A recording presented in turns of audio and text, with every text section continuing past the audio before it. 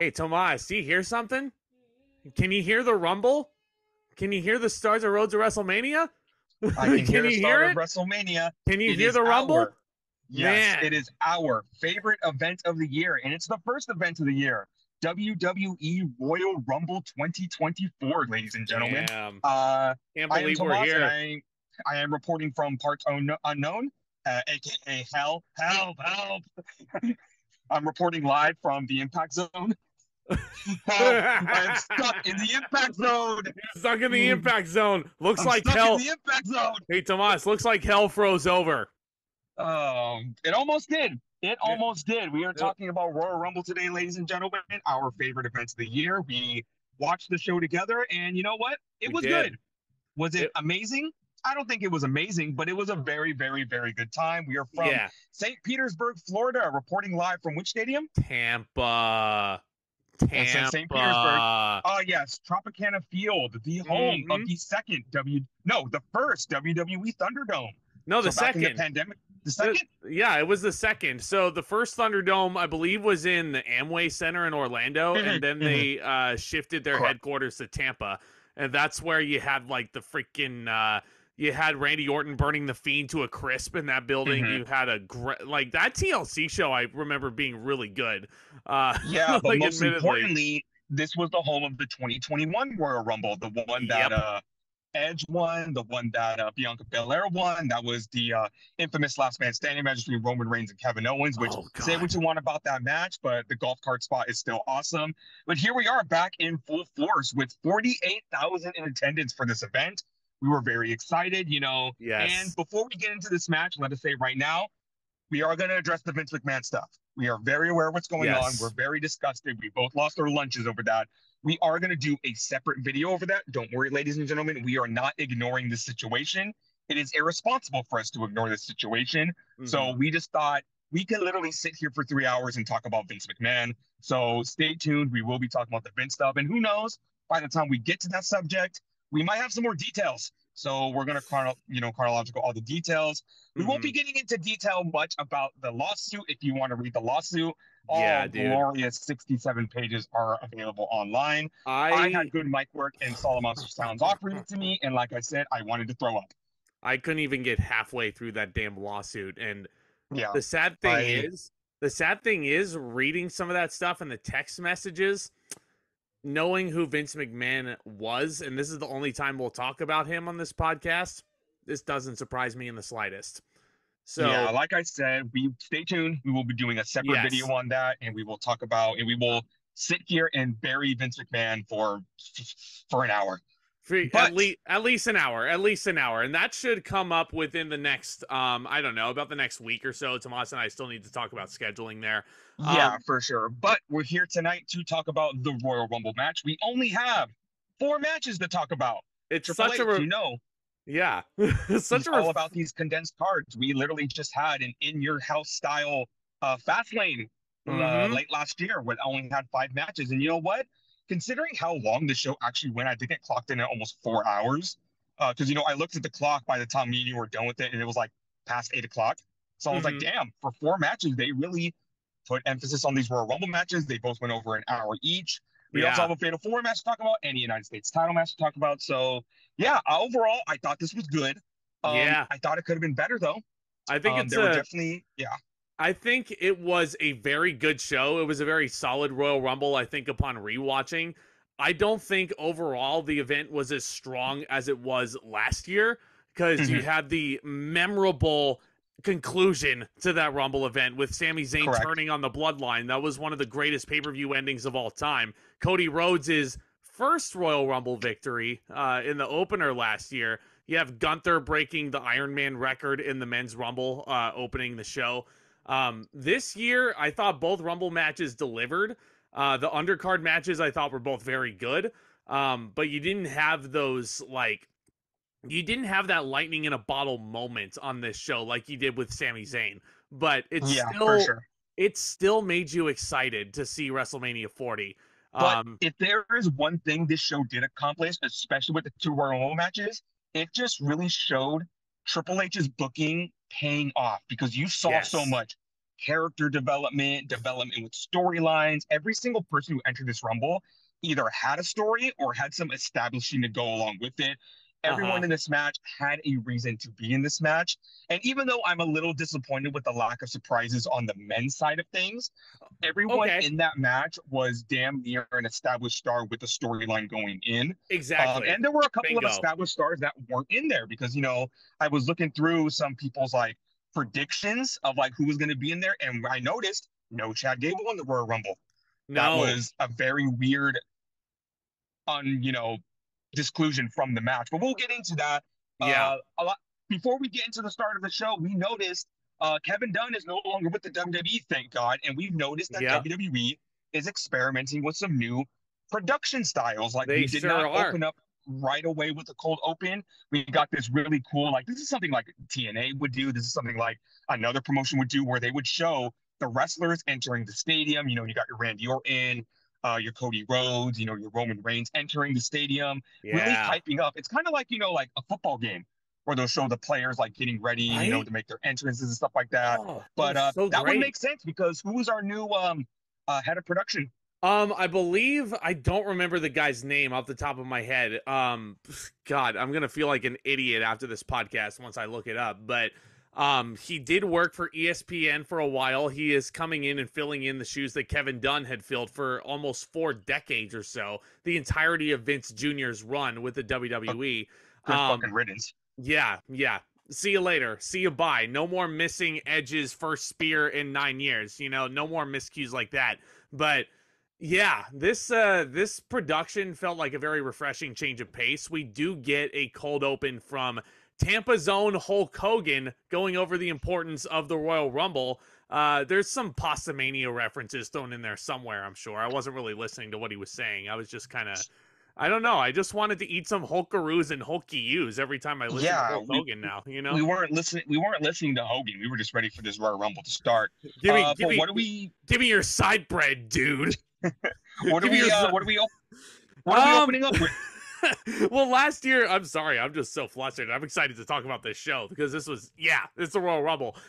We started off with the men's Rumble last year, so it's only fitting that the women get the opening honor this year with their Royal Rumble match. And this was the only women's match on this card. Samantha Irvin is standing in the ring, 90-second intervals. I'm pretty sure, like, there's no consistency with these 90 seconds ever.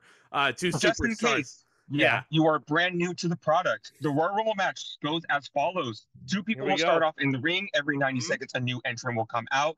You are only eliminated if you were thrown over the top rope with both feet touching the floor. And the last person remaining after all 30 people have entered wins a championship match of their choosing at WrestleMania. This is a super important event. This is the road to WrestleMania. This really establishes what our WrestleMania plans are going to It be. is. And in the past, with Vince in charge, you would have to get past like the February mark to find out what they were going to do. But no, Triple H has probably had this WrestleMania main event planned out at least 6 months in advance with the Mm-hmm. storylines that are going on in both Raw and SmackDown right now. You were able to cue yourself into who you think was going to win this Rumble. And we both had our picks for this, and we will be Yes. going into that very soon. But who Mm-hmm. drew number one and number two? Yeah, so Triple H long-term booking is really, really prevalent throughout this Royal Rumble and all the storytelling that you see throughout both matches, and we'll talk about every single little instance of it. But number one was veteran Natalya, who Tomas and I are both fans of, and her yay every time she sticks her arms up, touchdown style. She is the boat for a reason. Yeah, she's been in every single women's Royal Rumble. How many has she won, Tomas? Absolutely none. And you know Yeah. what? That's probably never going to change, but we love us some Natalya. She is looking absolutely amazing. Yep. This is the first time we've gotten to talk about Natalya in a long time, but she is looking awesome. I want to get on the Natalya workout plan because considering she's been in WWE since what, 2007? This is 2008. the best. Yeah. 2008. This is the best she's ever looked. She is hulked out, no pun intended. Oh, But yeah. I think she was the perfect person to open this match because who drew number two? Naomi. Naomi So- made her big return after walking out of WWE with Sasha Banks, throwing the women's tag team titles on the desk of Johnny Douchebag and making her way over to TNA, where she won the TNA Knockouts Championship, which Michael Cole referenced. Mm-hmm. Naomi, while she was away from the company, Michael Cole actually said the acronym TNA. You And know, that was a fucking trip. Let me tell you, like Triple H is very open. He is openly admitted he wants to work with different wrestling companies.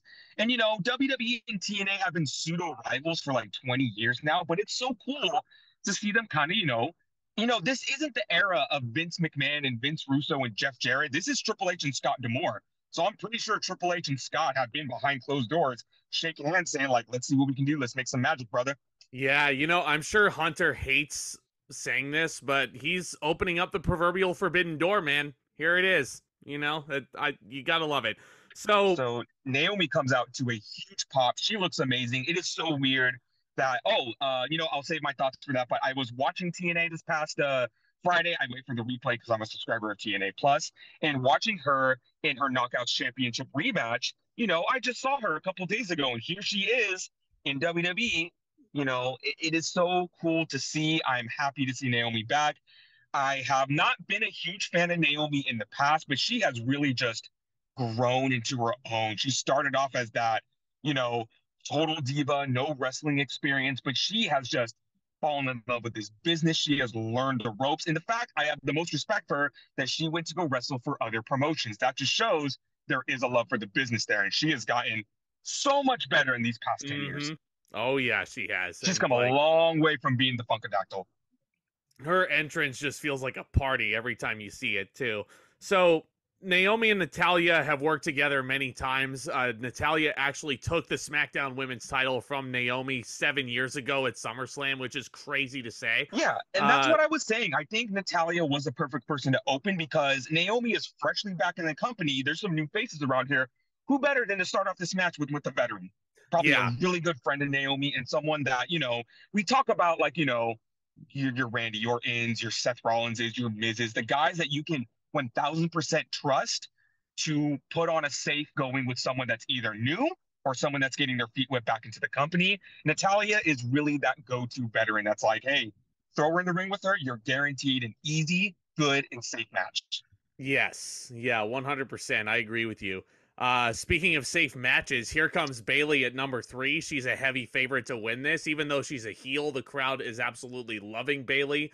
And you can start to see that her babyface ponytail is starting to peek out again, and she was playing with it a little bit in this match. Again, the character development. First off, this was mine and Zach's pick to win this Royal Rumble. You're seeing the character development of her, being the leader of Damage Control. But once Kairi Sane was added to the mix, once Io Sky won the WWE Women's Championship, she is starting to slowly get pushed out of her own group. And let's talk about this now. The Kabuki Warriors, Sane and Asuka, won the WWE Women's Tag Team titles from Kaden Chance and Kaden Carter and Katana Chance on SmackDown the night prior.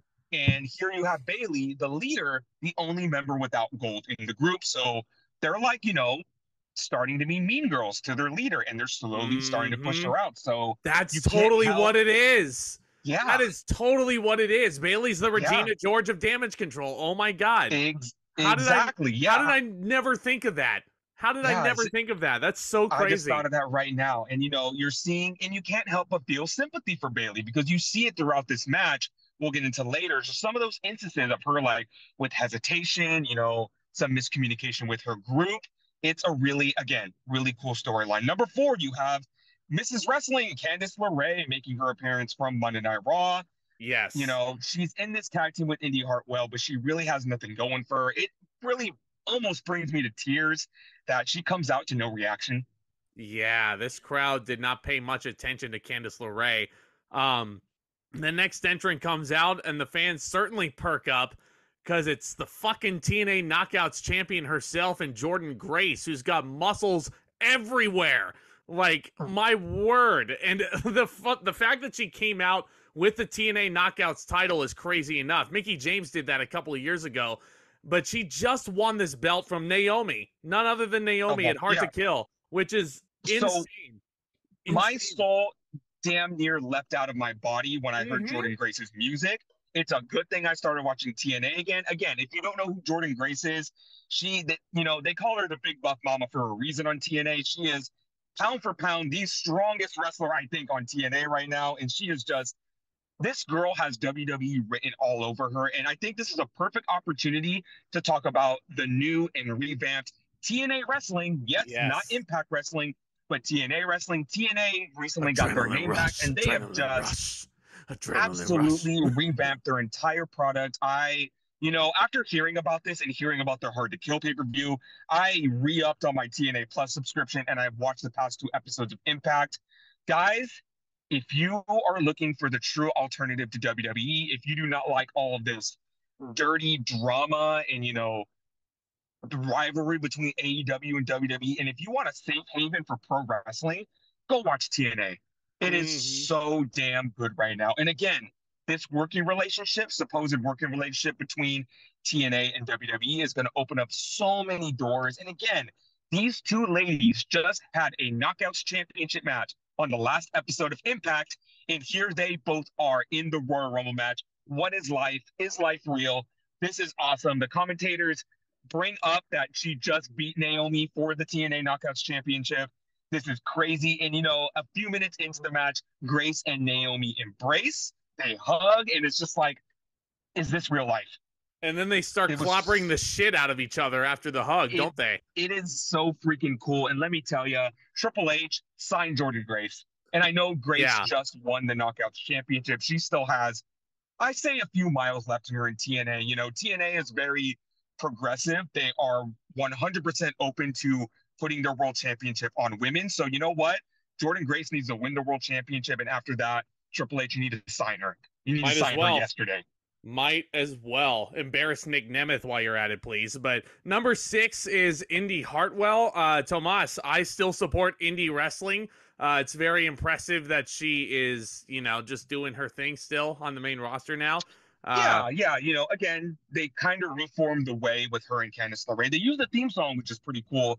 LeRae and Hartwell have a little team up, and they do their little way high five. I know you can't see it right now, but you know what I'm talking about when it comes to the high five. Next up is one half of the new WWE Women's Tag Team Champions. It has been 1 year since Asuka has donned the Murder Clown gimmick, and she is here once again. And this is where you see the Damage Control. Her and Bayley are starting to team up. Yeah, teaming up a little bit, but she's not really like receptive to Bayley per se. They're still very uneasy partners. It's a very uneasy alliance. They do work together to toss Indy Hartwell over the top rope into the floor. Ivy Nile comes out at number 8. She's been impressive like in these past number of weeks, but I don't think this was one of her best nights personally. Like, No, because here's the thing. You can tell Triple H really likes her. oh They call yeah, her the pit bull. Here's the thing. She's a mini Jordan Grace, and we do get an interaction between those two, which is pretty freaking cool. But here's the yeah, thing about Ivy Nile. She didn't wrestle a lot on NXT, and she had one match on Monday Night Raw before they put her in the ring with Rhea Ripley. So it's just like maybe yeah. Triple H pump the brakes on her a little. I like this little alliance she has going on with Maxine Dupree. Maybe make them a tag team, have them work with each other to make each other better. And then we can Might talk as about well. pushing Nile. But I Might don't as want well. to see them put all of their chips on Ivy now right now just for her to like crash and burn. Yeah, they gave her 20 minutes in this match. She tried to do like a gut wrench on Naomi, and Damn, she couldn't 23 really pick. actually. She could not pick up Naomi at all for the gut wrench, which is yeah. That's all I can really say there. Not much going on at this point. Bayley is trash talking Michael Cole at ringside, which is always a pleasant. It's always a pleasant addition to any match. But number Do you 9, remember in go ahead. 2021 where Bayley came out number 1 and she went to the commentary booth and said, "I'm going to win this match and I'm going to challenge Michael Cole at WrestleMania." I'm I still still want waiting. that match. I'm still waiting. Still waiting for that damn match, Bayley. But number 9 is Casey Catanzaro, former American Ninja Warrior. Runs Katana down to the Chance. ring, and she's very athletic. Katana Chance. Katana Chance. Yeah, that sounds like a comic book name. That doesn't sound like a Which real is name pretty at all. cool. Yeah. Yeah, Chance and Carter have really come into their own as a tag team. I remember when Katana Chance first made her debut in the Royal Rumble, and she was doing a lot of those acrobatics, like, her getting knocked out, her doing a handstand into wrapping her legs around the ring post and climbing up like a little spider monkey. She didn't really do a lot of that in this match. I feel like they really No. emphasized more of the teamwork with her and Kaden Carter as a side to the gymnastics background. of Yeah. Katana's chance. Yeah. Not many eliminations except for what's her guts, Indy Hartwell. Number 10 is Bianca Belair, the winner of the 2021 Rumble, coming back to the same building where she won the 2021 Rumble from number 3, where there were no fans in attendance, and now you have 40,000 plus over here. It's a full circle moment. And let me tell you, man, after Bianca Belair took some time off to nurse an injury or just take some mental time off after SummerSlam, she's come back. She hasn't really done a lot, but this girl is still so fucking over, and she is still a star. She hits a moonsault on 3 women at the same time. She is just, I love Bianca Belair so much. And again, talk about another person that I wasn't too high on back in the past. I feel like both me and you didn't really like Belair when she was in NXT, but ever since she came to the main roster, she has turned into the female John Cena. She is. And she is just so damn good. And I will never, ever stop singing the praises of Bianca Belair. Yeah. Next up is the other half of the new tag team champions, Kairi Sane. Her first Royal Rumble since what? 2020? I'd have to fact check that one, but you're probably right. Kairi Sane comes out with some badass new pirate music because her gimmick is that she is a goddamn pirate princess. The Kabuki Warriors start teaming up. Candice LeRae is thrown out. Boo. Candice LeRae is awesome. You shouldn't be underutilizing her. But up next, speaking of underutilized, is Tegan Nox. She goes in there and she teams up with her friend Natalya. And Corey Graves has started this new tradition where once a year he has to question Tegan Nox's nickname, because remember, it was last year at the Royal Rumble that Tegan Nox made her return. Well, it was like a couple weeks after her return. Corey Graves is an idiot, man. Michael Cole refers to her as her nickname, the girl with the shiniest wizard. And Corey Graves has a fucking meltdown and says, the shiniest wizard? What the hell does that mean? And Michael Cole's like, well, her finisher is the shining wizard, and she has the shiniest wizard. So this year, Corey Graves says it again, like, what does it mean to have the shiniest wizard? And Cole says again, Corey, that's the name of her finisher, the shining wizard. Yeah, Pat McAfee even shouted out the Great Muta as well. Oh yeah, I was going to say Gregory Helms. We totally skipped over that again, second year in a row. But the show opens with Pat McAfee's music hitting, and he comes out to surprise the crowd, and he's going to call the entire show. And Michael Cole is marking out just as he usually does. Yeah. And then Corey Graves says, "Is this going to happen every year?" At this point, yeah. Yeah, at this point, Pat McAfee is going to start off by entering the arena to join the commentary team. And you know what? Right back, one more thing about Graves' comment. I'm sure Gregory Helms was backstage going, Corey, me and you need to have a talk. Yeah, he is an agent over there now, isn't he? Because I was going to say, the Shining Wizard was a Sugar Shane's finisher in WCW, right? Yes, it was. It put people down for the 3 count, that's for sure. 1, 2. Okay, no, never mind. Damn you. So Tegan Nox and Natalya hug in the middle of the ring, and immediately I know where this is going because I've seen Natalya's entire career. She is hugging Tegan Nox. She goes to toss her out of the Rumble because you can't trust Natalya. Tegan Nox reverses it. Natalya goes over the top rope to the floor, and then Bayley tosses out Tegan right after that.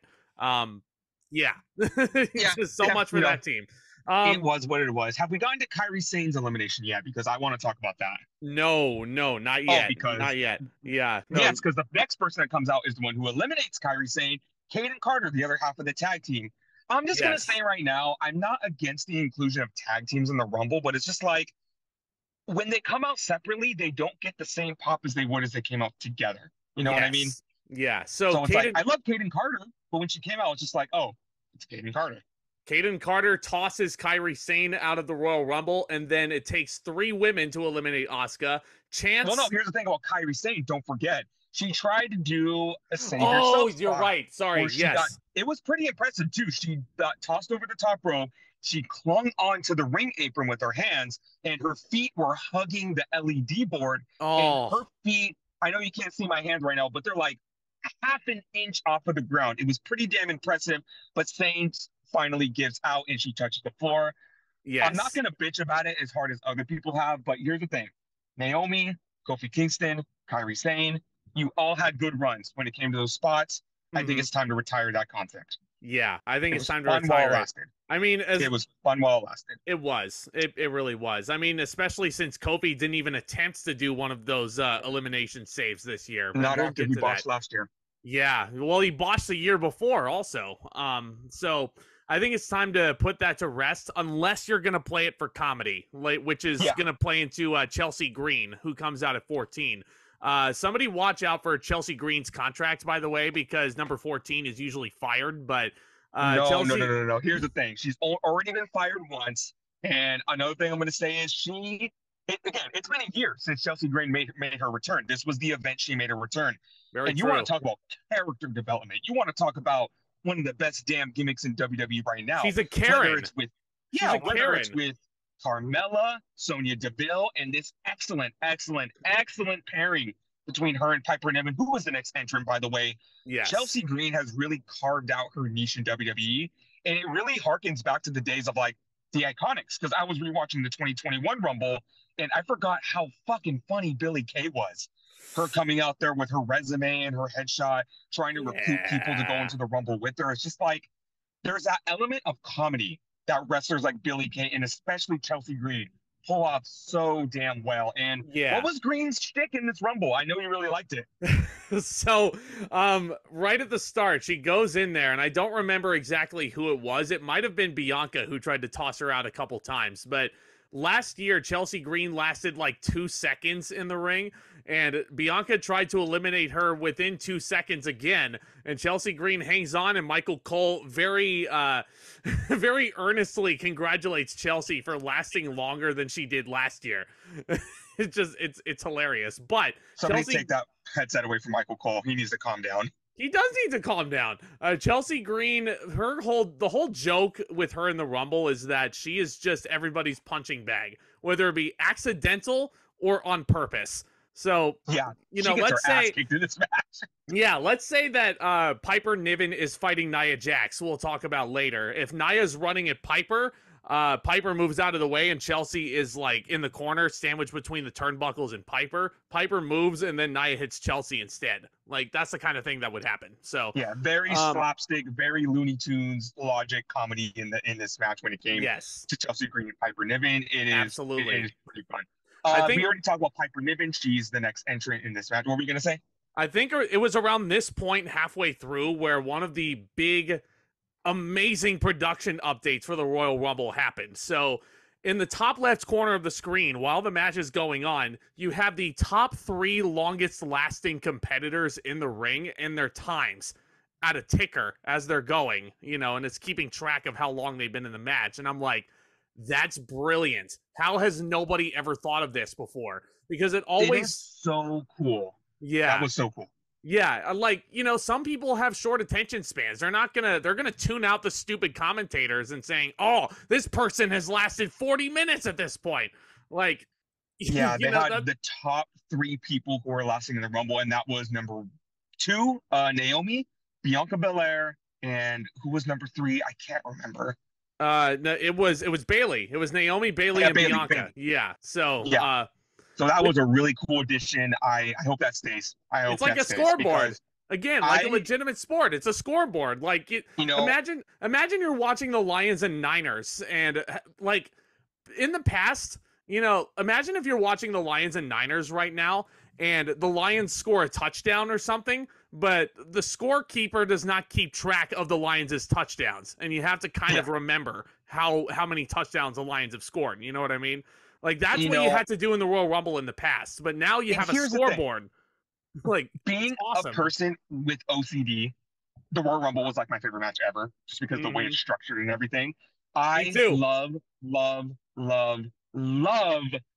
when people are in there for a very long time. I love it. I love it when they pass the 20-minute mark. I love when they pass the 30-minute mark. The longer somebody stays in a Rumble, the happier I am. So to see that all being tracked on now was so warming to my heart. It made me a very satisfied person. Yes. Yeah. Same here, my friend. Which brings us to the halfway point. Number 16 is Xia Li, who comes out with actual fucking swords. Hey, Zach, remember when she was feuding with Becky Lynch? I don't remember that, Yeah, unfortunately. they really followed up on her. Triple Yeah, H ain't perfect, ladies and gentlemen. He's gonna drop the ball here and there, and I feel like he's dropping the ball on Xia Li again. Which, yeah, how could you? She's such a badass, yeah.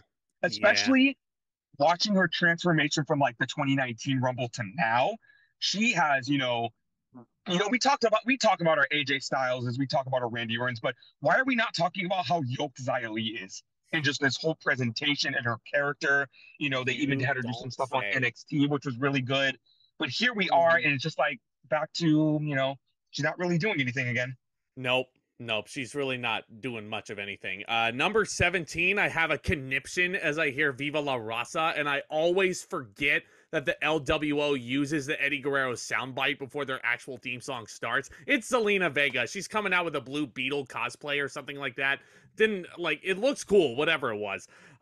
Vega goes in there, she's mixing it up with Naomi and Piper Niven. She actually hits a fucking code red on Piper Niven, which is very impressive considering how small Zelina Vega is and how and by comparison, how big Piper Niven is compared to Zelina, like it's Yeah. crazy.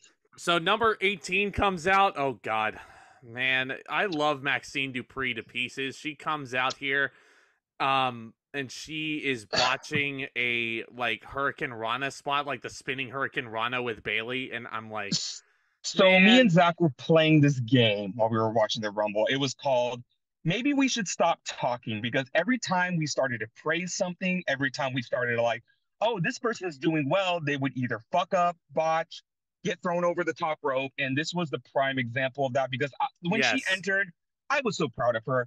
I love Maxine Dupree. I think she has made so much improvement since yeah, she went from being the fashion consultant to Maximum Male Models, basically after taking LA Knight's role when he was Max Dupree. I know we don't like talking about that, but mm-hmm. it is what it is. And it was a good transition for her. Yes. But ever since she became, Alpha Academy, ever since she started, hanging around Chad Gable and Otis, you know, I you saw like, you know, you saw something in her. You wanted to cheer for her. She was so plucky. Absolutely. She's so cute in there with her wrestling gear, and she's practicing body slams with Master Gable, and you want to see her succeed.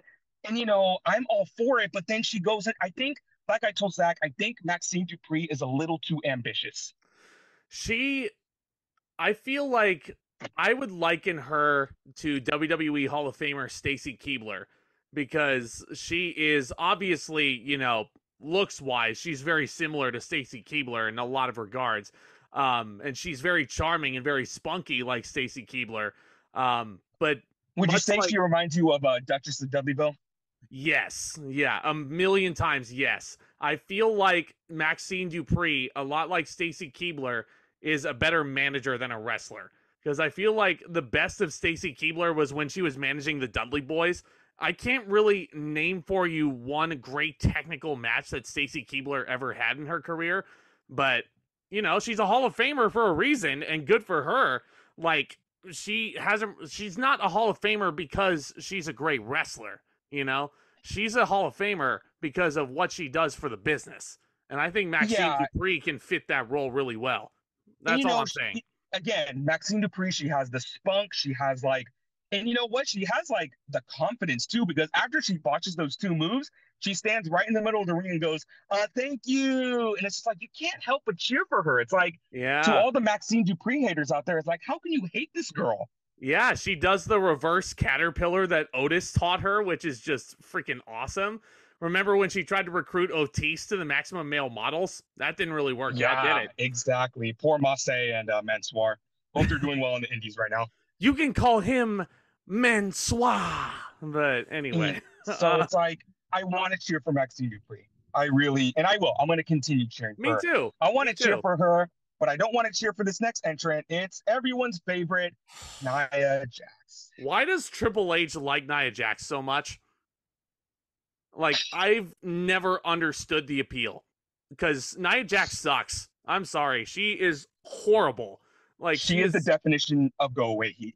yeah, she is almost the primary reason why Kairi Sane prematurely ended her career because Nia Jax was not careful with her in the ring.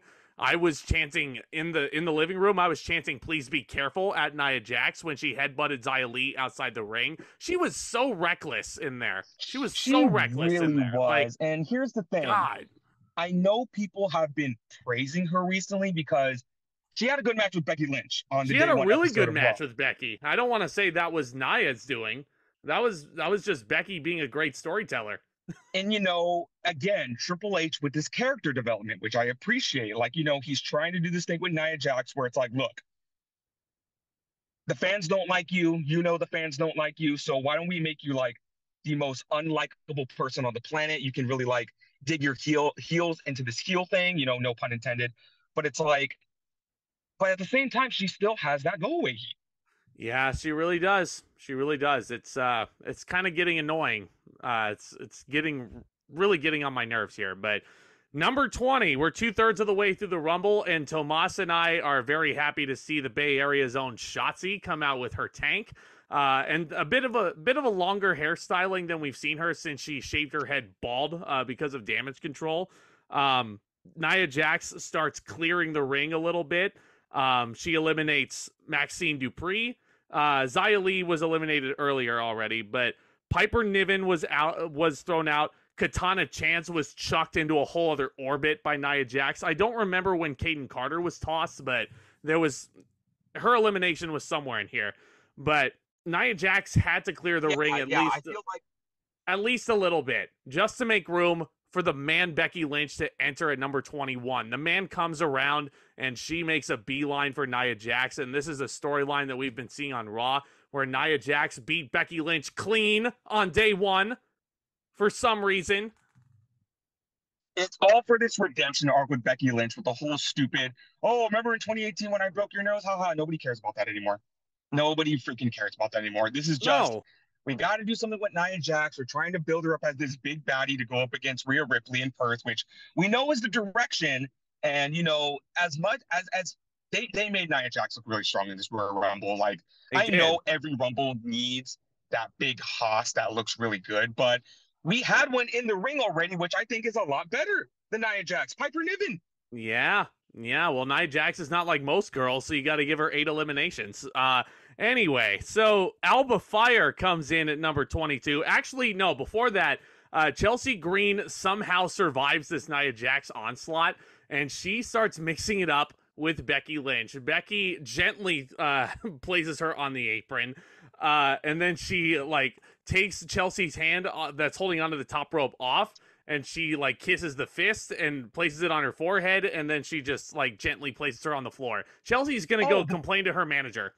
Before we, since we're on the subject of Chelsea Green, I totally forgot to mention the great spot she had with Piper Niven when Piper Niven came out. So Chelsea Green got knocked off the apron, and Niven caught her, not like the same way like Kane caught Bryan Danielson.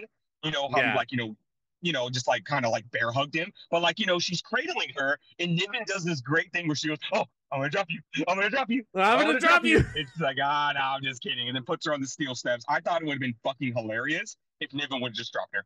Man, yeah. Kind of like Kane did with Danielson, where Daniel was like, put me back in the ring. And Kane's like, no, yes, no, yes, no. And then Kane had to literally shake Danielson off of him like he was a little monkey. And Danielson dropped to the floor.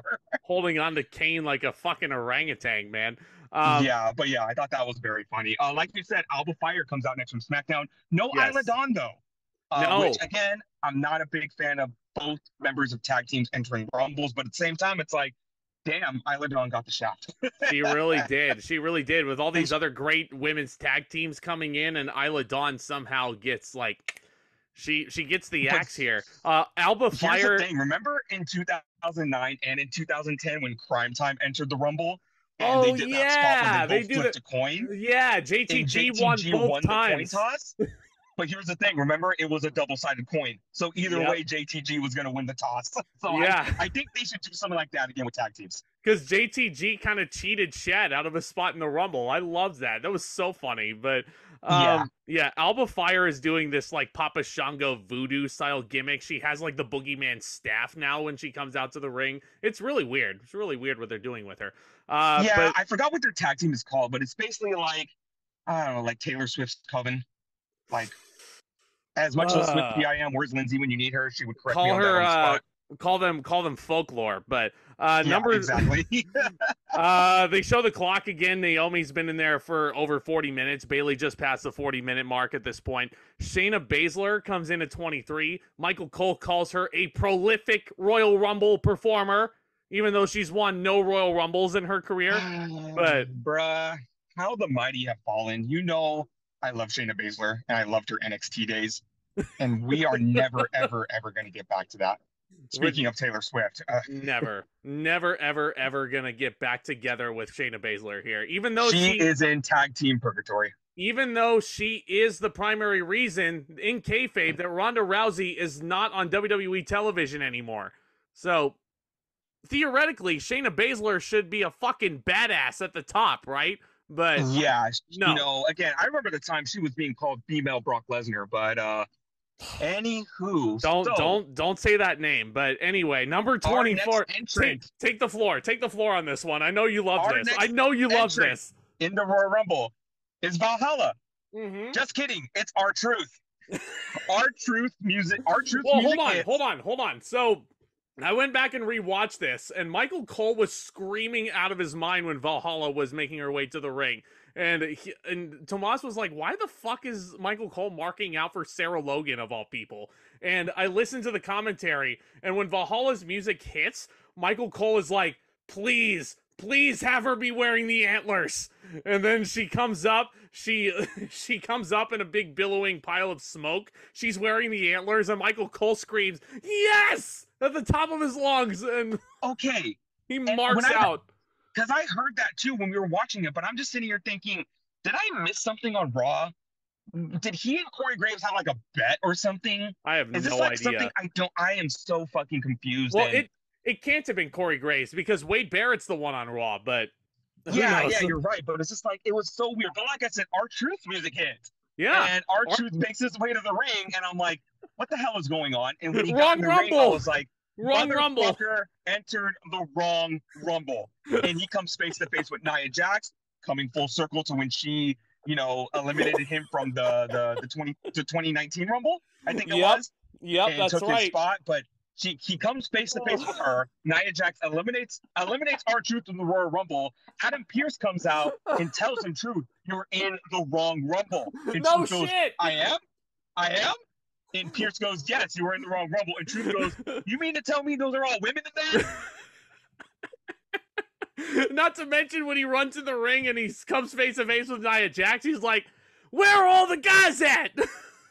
And to make matters even better, there was an exclusive backstage video of Pearce and Truth after he did that. And Truth goes, you seriously? I was in the wrong Rumble. He's like, yeah, you're in the wrong Rumble. No shit. Truth goes, Pearce, what happened to your hair? Because Truth was on SmackDown last night. And Pearce goes, Truth, that was Nick. And Truth goes, Mysterio? And Pearce says his iconic, Pearce has a new catchphrase, and he says, I need a drink. And Truth goes, it's too early for that, dog. Oh my fucking Truth. Hey Vince, this is how you book R-Truth to be funny. See how much I'm laughing here? Like, okay, here's the thing. I understand when you say that, but here's the thing. Truth has been cooking for like 5 years now. He has whether it be the 24/7 stuff, whether it be, this isn't the first time Truth has been wanting to be in an all-woman event. He wanted to be a part of the Evolution period, an Evolution pay-per-view. WWE writers have given him nothing to say when Vince McMahon was in charge of, nothing funny to say when Vince was in charge of creative. Triple H gets in charge, R-Truth returns from a torn ACL, and it's like we're witnessing a whole new birth of comedy here. It is just... He is like the fucking best part of Monday Night Raw, and we're not even halfway through the stuff. When we get to the men's Rumble, we're going to go through the whole R-Truth arc. Because R-Truth returned at Survivor Series in the past 2 months have been the most entertaining, the funniest shit I have seen from R-Truth. I don't know. This man just has a comedic touch. And yes, again, he does. I'm going to chronicle my feelings about R-Truth when we get to the men's Rumble, but that fucking had me in stitches. And let me tell you, I'm not trying to get into my personal life right now, but mental health hasn't been the best for me the past couple of weeks. But let me tell you, when they aired that video package of R-Truth talking about how he wanted to be in the Judgment Day the day he was born. That Well, was the hardest I had fucking laughed in months. well, good thing his dream came true because Dominic Mysterio did confirm that he is in fact in the Judgment Day. But Oh, was that anyway, Tom or Nick? I'm uh, really concerned about Tom and Nick Mysterio. you know what? You know what? Get out of here. Number 25 is Mia Yim representing the OC. She runs in there, hits a really nice looking tornado DDT. And I am so glad Pat McAfee didn't make the stupid joke that he made last year. Mia thinks that Michin's win. gonna win.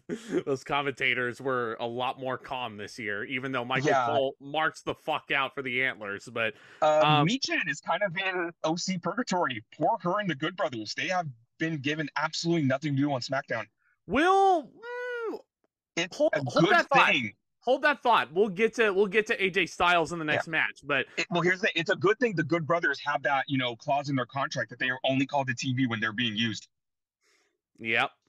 There you go. Number 26 is Zoe Stark, Zach's favorite wrestler. I like Zoe Stark. She's the female Sin Cara. She botches too much. She's cool. I think she's cool. Yeah. But, we have gone to extensive amounts on this podcast talking about what they can do to improve Zoe Stark. But here's the thing. After she did the whole split with Trish Stratus, they tried to have her go for the women's title.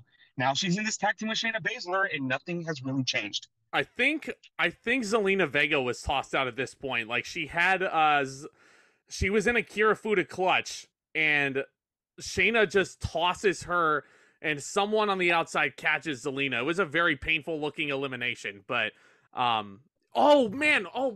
Speaking of eliminations, we forgot to talk about how Jordynne Grace was tossed out. That was like That was my favorite elimination all night, where Bianca has Jordynne Grace on the apron. She hits her with a kiss of death on the apron.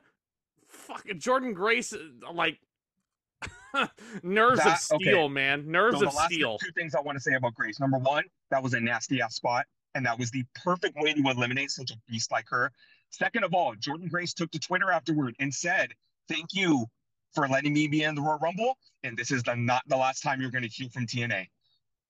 We might finally get this TNA WWE crossover that I have wanted since I was in elementary school. Give me the Motor City Machine Guns in WWE, man. I would love to see that. But give me the Motor City Machine Guns versus the Street Profits. I will die happy, man.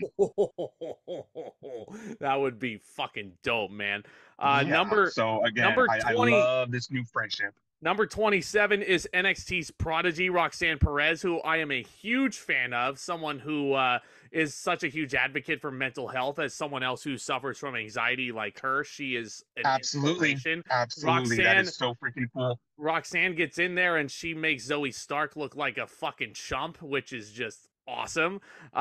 Here we go. Nia Jax tosses Shayna Baszler as unsafe as she can over the top rope into the floor. Nia Jax tosses Mia Yim as unsafe as she can over the top rope into the floor. Nia Jax picks up Shotzi Blackheart, power bombs her. I'm sorry. I'm getting excited talking about this next entry. Power bombs Shotzi out of the ring, almost misses the target.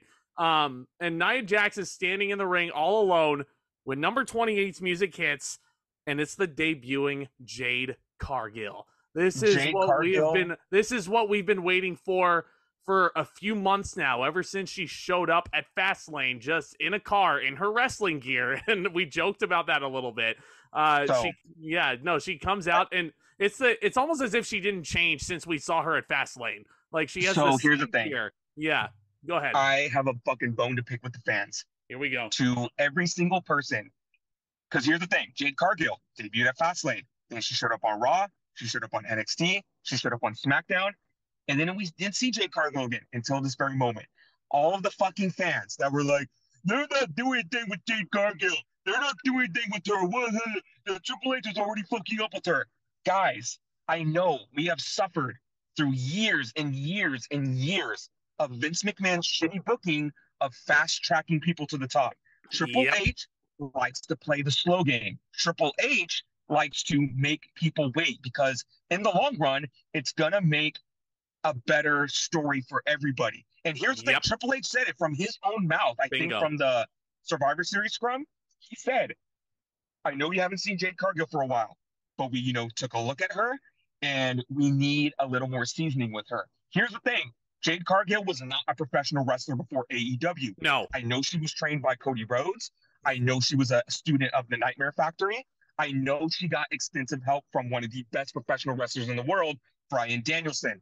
But still, even then, she's in a brand new environment. She's getting, accumulated to a brand new style. She was only booked one way at AEW, and that was undefeated streak with the title, and she never outgrew that box. She is in an environment where she's going to be wrestling people like Charlotte Flair, Bianca Belair, Bayley, Natalia, Io Sky, so many different styles in this company.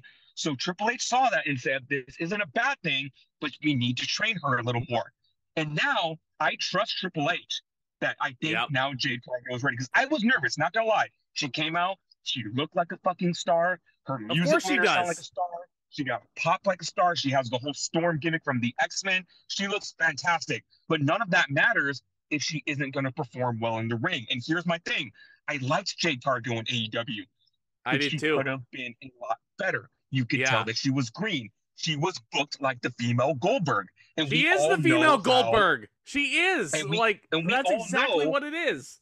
How limited Goldberg was in the ring. And I feel like Tony Khan was low-key putting Jade Cargill in a box that she couldn't get out of. So I was a little nervous. I'm so happy that my nerves were quelled. I mean, she got in the ring and she was performing pretty well. Yeah. She stares down Nia Jax, picks her up with the greatest of ease, doesn't even break a sweat lifting up Nia Jax, lifting her up and hitting her with a nice little slam out there. And just Hogan Andre style. Just like Cesaro eliminated the Big Show from the Andre the Giant Memorial Battle Royal 10 years ago at WrestleMania, Nia Jax is body slammed over the top rope by Jade Cargill. Jade Cargill tosses Nia out all by herself. That is how you make a star within 90 seconds in a given moment. That is how you do it. And Jade Cargill wasn't overexposed, I don't think. She was taking her spots well. She was working with the other ladies well. And this actually led to one of my favorite spots in this Rumble. Not just the elimination itself, because that made me so happy to see Nia Jax gone and out of there. But Jade Cargill is standing there. She's doing this, and she's like, oh, yeah, easy peasy. She's, rubbing her hands together. And the camera pans over as Jade is doing that, and you see Becky Lynch with the biggest smile on her face. It was just the funniest reaction you could have gotten out of Becky Lynch. She saw her she saw her arch nemesis get thrown over the top rope, and she didn't have to lift a finger. Didn't even have to do anything. Let me ask you something. Do you think Jade Cargill kind of stole Becky Lynch's thunder there? I don't think so. I really don't think so, because Becky Lynch, she's going to be a big enough star anyway. She's my favorite women's wrestler on the roster, believe it or not. My favorite women's wrestler out in wrestling, period. So I really didn't see a problem with it.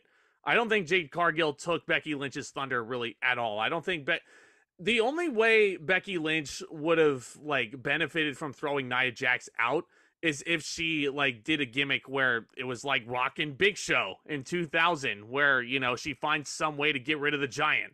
If Becky Lynch was winning this Rumble, I feel like her eliminating Nia Jax would have been totally justified.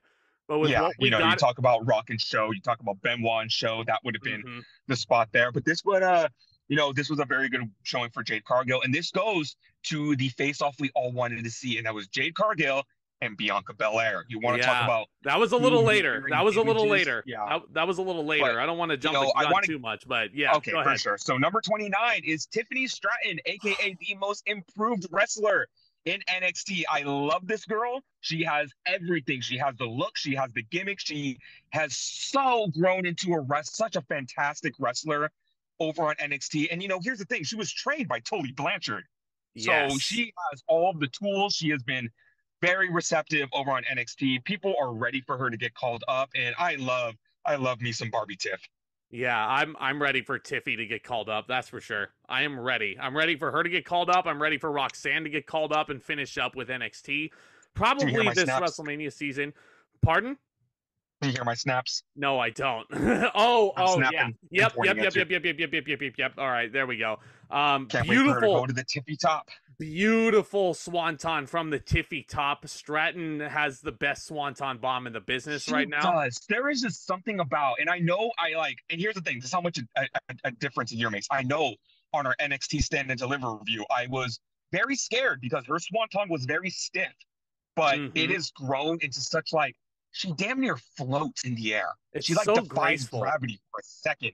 I Like, wonder. she doesn't come down with so much force, but she like damn near flies. I wonder if she was a ballerina at one point or another. She might have Like been, she is but just wow. She is. I love Tiffany Stratton.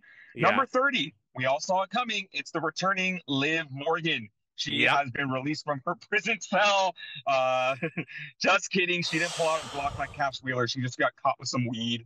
No harm, no foul. We're gonna poke fun No. at Liv Morgan. I'm gonna wear her. I want that mugshot T-shirt of hers. Like, here's God the damn thing. it. We're gonna God poke damn fun it. at Liv Morgan. We're gonna poke fun at Cash Wheeler. At the end of the day, we know they're not bad people, but you No. know, it's funny. It's funny. It She just is. got And busted she for being was a stoner. yeah, she was also nursing a shoulder injury over the past 6 months, and she was written off of TV by mommy, Rhea Ripley. So she is definitely, once she showed up, I was like, that's a dark horse pick right there. She could go against Rhea Real one quick, on one at Mania. What? imagine Liv Morgan getting thrown in the slammer and she has her hands on the bar. She's like, how could it get this any worse? And then Dirty Dom's in the background, just like, hey, what you in for? Don't go near don't go near him, Liv. He's spent hard times. He's spent hard times. But Dirty anyway, Dom with the bandana and the tattoos on his face, yes. with the flannel with only the top button up. He just goes, so what you in for? Uh, I beat up my old man. Liv Morgan immediately eliminates Zoe Stark. Tiffany Stratton tosses Roxanne Perez out of the ring, so that should be continued on NXT. I would say that's an NXT match waiting to happen. Oh yeah, it could be a stand and deliver match. Roxanne Perez could very well win the NXT Women's Championship at Vengeance Day from Lyra Valkyria. She very well She could could. do that. And it could be Roxanne versus Tiffany 1-on-1, and the loser goes to the main roster. But in any regard, we have a final 7 here of Jade, Bianca, Becky, Liv, Bailey, Naomi, who's been in there for almost an hour at this point. Bailey's been in there for almost an hour, and Tiffany Stratton. That's a What great a final seven. Really good Like, final 7. And this Rumble was so fucking fun. it was. This, And this, I'll let you have the floor here because this is where we get the Bianca versus Jade stare down. This is where like we I get said, Belair and Cargill finally come face to face. And here's my thing. I'm really against this, but we have so many possibilities for Jade Cargill right now. I know they locked eyes. This is like the most ambitious crossover of all time. This is the closest we've gotten to a WWE versus AEW. I know we have Seth Rollins and Cody Rhodes. it. We Yep. have CM Punk in the mix now, but this is like homegrown WWE talent versus AEW homegrown talent. And everyone is saying right now, this is going to be a WrestleMania match. And I'm not saying it's not, I but there would are love so that. many possibilities for Cargill just in this match alone that, I'm not a big fan of this, but before she dedicates herself to a brand, let her jump from show to show because we have a story already with her and Nia Jax. We have this story with her and Bianca Belair. I don't want her to get locked into a brand just for one of these storylines. I want to see both of them. And there's so much room, just her versus Becky Lynch. Like, it's a damn shame that Charlotte Flair got injured because I would want to see Cargill and Charlotte Flair go at it. There Yeah. are so many good, her and Ivy Nile. Like, there are so many great combinations for go to that I want to see her wrestle everyone before she, makes her decision. Like, Yeah. have her work a month on Raw. She can fight Nia Jax at Elimination Chamber on a big episode of Raw, and then she can go over to SmackDown and have that, because Bianca Belair needs a match, and Bianca Belair is not going into WrestleMania as the women's champion or a challenger for the title for the first time since she got called up to the main roster. So Yeah. this is a good example of like the Trish Stratus Charlotte Flair thing from SummerSlam 2019. Blair finally did not have a championship, and she went out there and had a fantastic, showcase against Yes. Trish Stratus. This Showcase. is like Triple H knows that Triple H has been doing such a good job developing the women that he knows that there are storylines for the women outside of the title. Oh yeah. I've been campaigning for Bianca versus Jade for a while, even though I figured it would be Bianca versus Charlotte. But since Charlotte tore her ACL not too long after War Games, like Bianca versus Jade has never been more of a certainty for me. I think if they I don't mean, go that direction, I if will be Charlotte was still dumbfounded. around, yeah, if Charlotte was still around, we'd probably be getting Cargill and Charlotte. But you know what? This opens up opportunities. I am so excited for this. We'll see what happens. Cargill has such a bright future ahead of her, and Yes. I couldn't be more thrilled. So Cargill, so this was probably one of the most surprising spots of the entire match, and there were a lot of creative eliminations throughout this thing. Becky is on the apron, and Naomi is like being spun around, like almost like it's a deep six from Baron Corbin, except Jade Cargill's doing it. Naomi's feet come around, clock Becky right in the noggin, and Becky falls off the apron into the floor. One of the Yeah, favorites. that That was very shocking. shocked the hell out of me. Like Becky was tossed out and the announcers didn't really they treated it like it was a big deal. The audience treated it like a bigger deal than the announcers did. Like cuz Becky Yeah. was a heavy favorite going in and you know, And here's my thing. I love, love, love, love Becky Lynch. Like, mhm, she has, her stardom. But here's my thing. In 2018, she had the big boom where she was, trying to be female Stone Cold Steve Austin. And ever since then, I feel like not that she's fallen off, but she's kind of become like less and less relevant. And I don't want her to become that person that, oh, she's Becky Lynch, so we have to book her like in these big stage scenarios. Like it's okay for her to like be that person, to put the other person over. So yes. I really did appreciate this, and I just don't want Becky Lynch to get to like, you know, the fans turning on her because I feel like if she would be booked so long on the top with no like progression, that the fans might start turning on her. So it's good to see I her hope like not. I hate to use this terminology, but like her get knocked down a peg.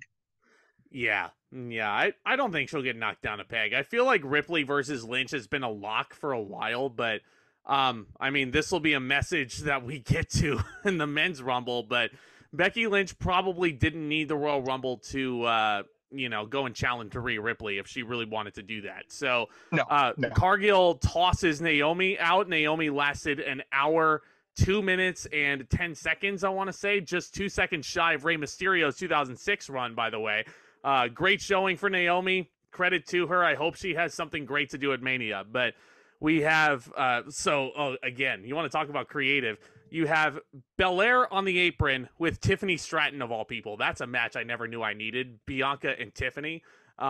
Bianca is on the apron. She's holding on. Tiffany is knocked off, but Stratton is holding on to Belair's braid, and Bianca's like, her head is like, jerking around, and it's like a really awkward angle.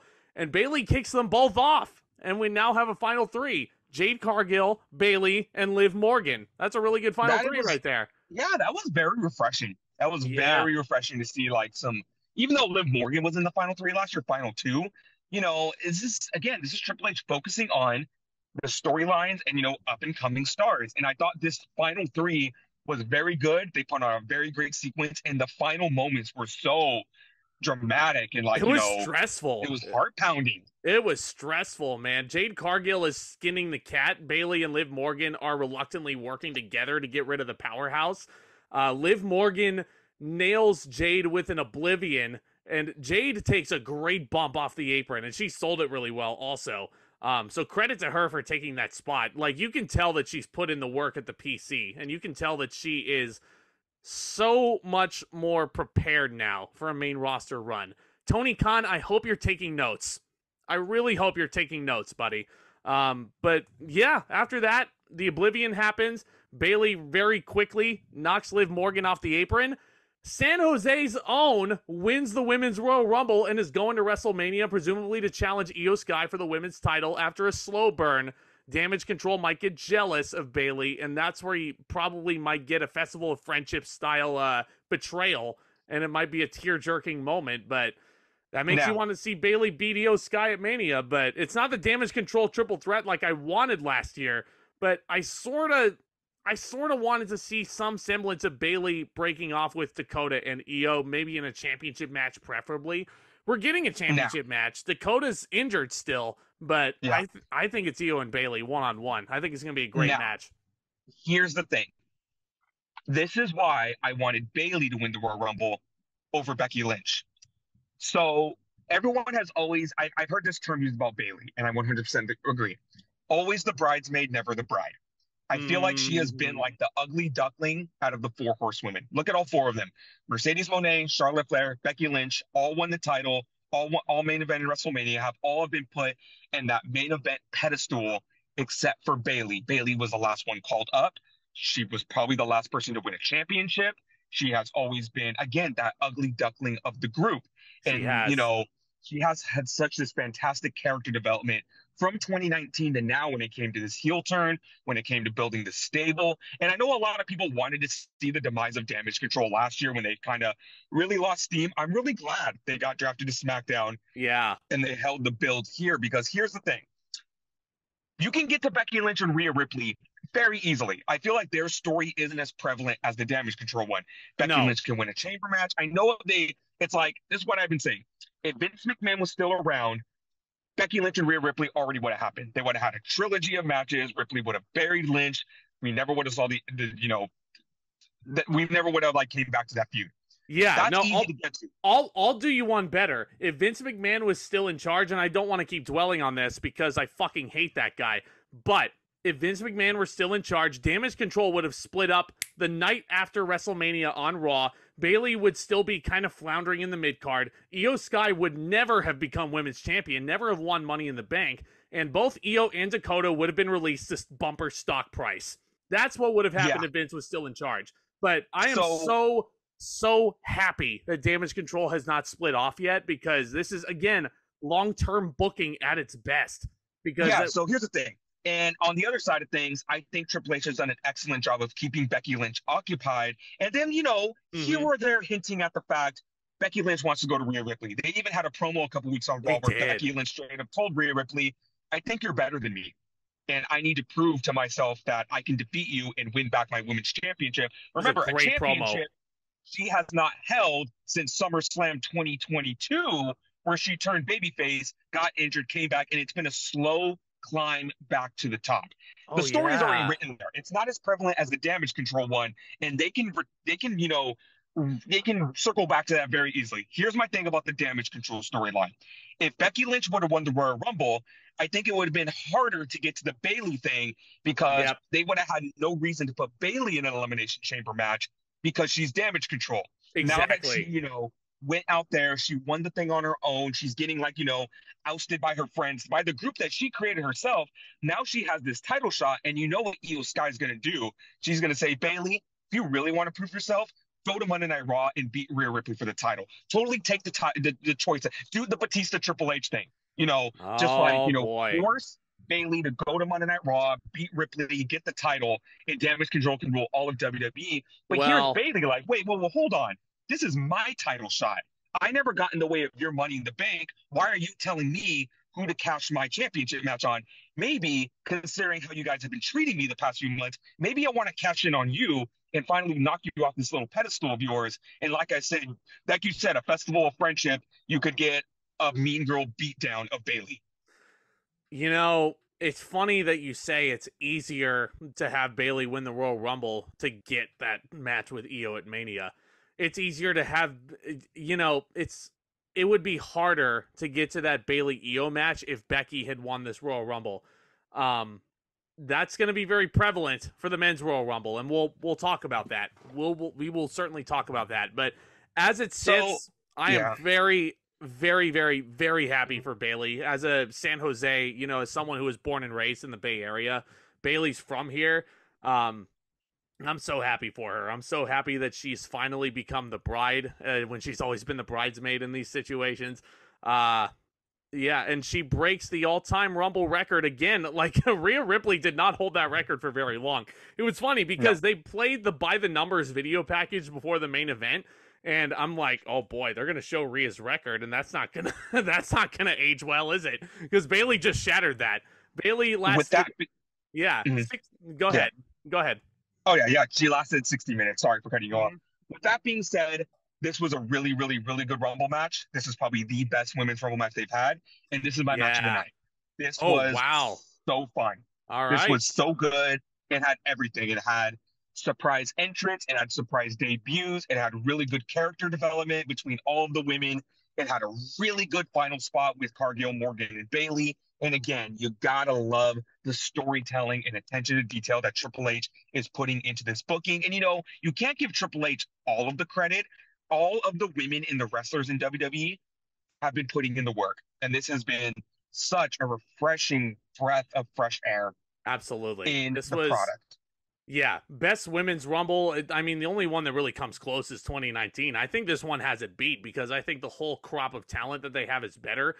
Vince had Lacey Evans last 30 minutes in that fucking 2019 Rumble, so I think that automatically makes this one better than 2019. But yeah, I mean, if I were to rate it, probably 4 stars. I really, really enjoyed this match. Great stories throughout. It had the right winner. Great finishing sequences. A phenomenal debut outing for Jade Cargill.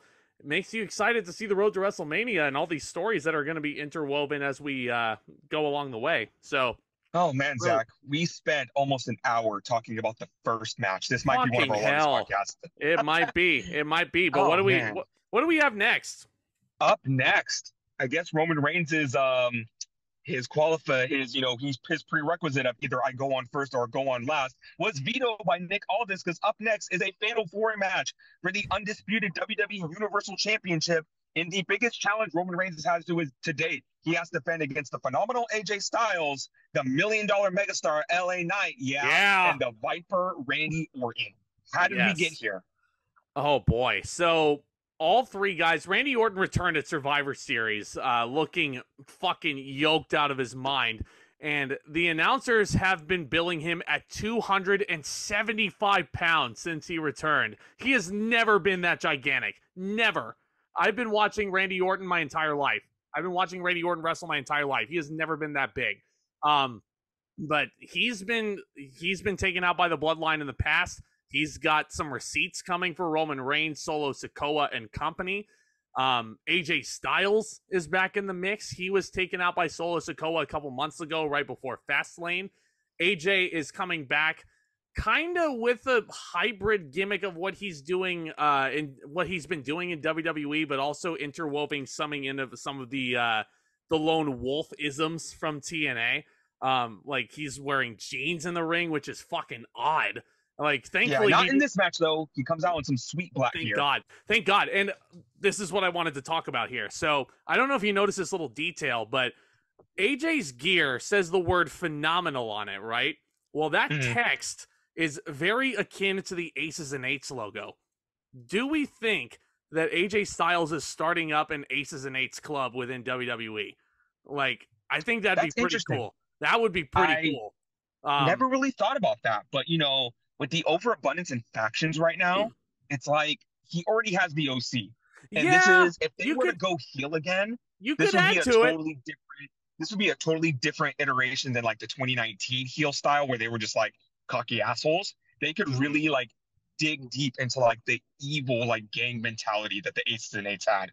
Oh, yeah, it gives me the man. It makes me so excited. But but AJ like Styles, they're finally doing something with him. Best wrestler in the world. He finally made his return to save LA Knight because the Bloodline took out AJ Styles a few months ago. And you think AJ Styles is coming back to get his revenge on the Bloodline. No, he has a bone to pick with LA Knight because LA Knight and took his title match that he was supposed to get at Crown Jewel, but also took away the tag team match he was supposed to have with John Cena at Fastlane. So AJ Styles, he's not full-blown heel, but he is very teetering tweener star right now because he's not working for the Bloodline. He's not working for the good guys. He's really just, doing the no one gimmick from TNA, which was my favorite gimmick of his in TNA. Yes. But also Randy Orton, AJ Styles, and LA Knight had a triple threat match to determine the number 1 contender for this. Roman Reigns, being the stupid idiot that he is, thinks he can just sick the Bloodline on everybody to, I guess, not have an opponent at the Royal Rumble.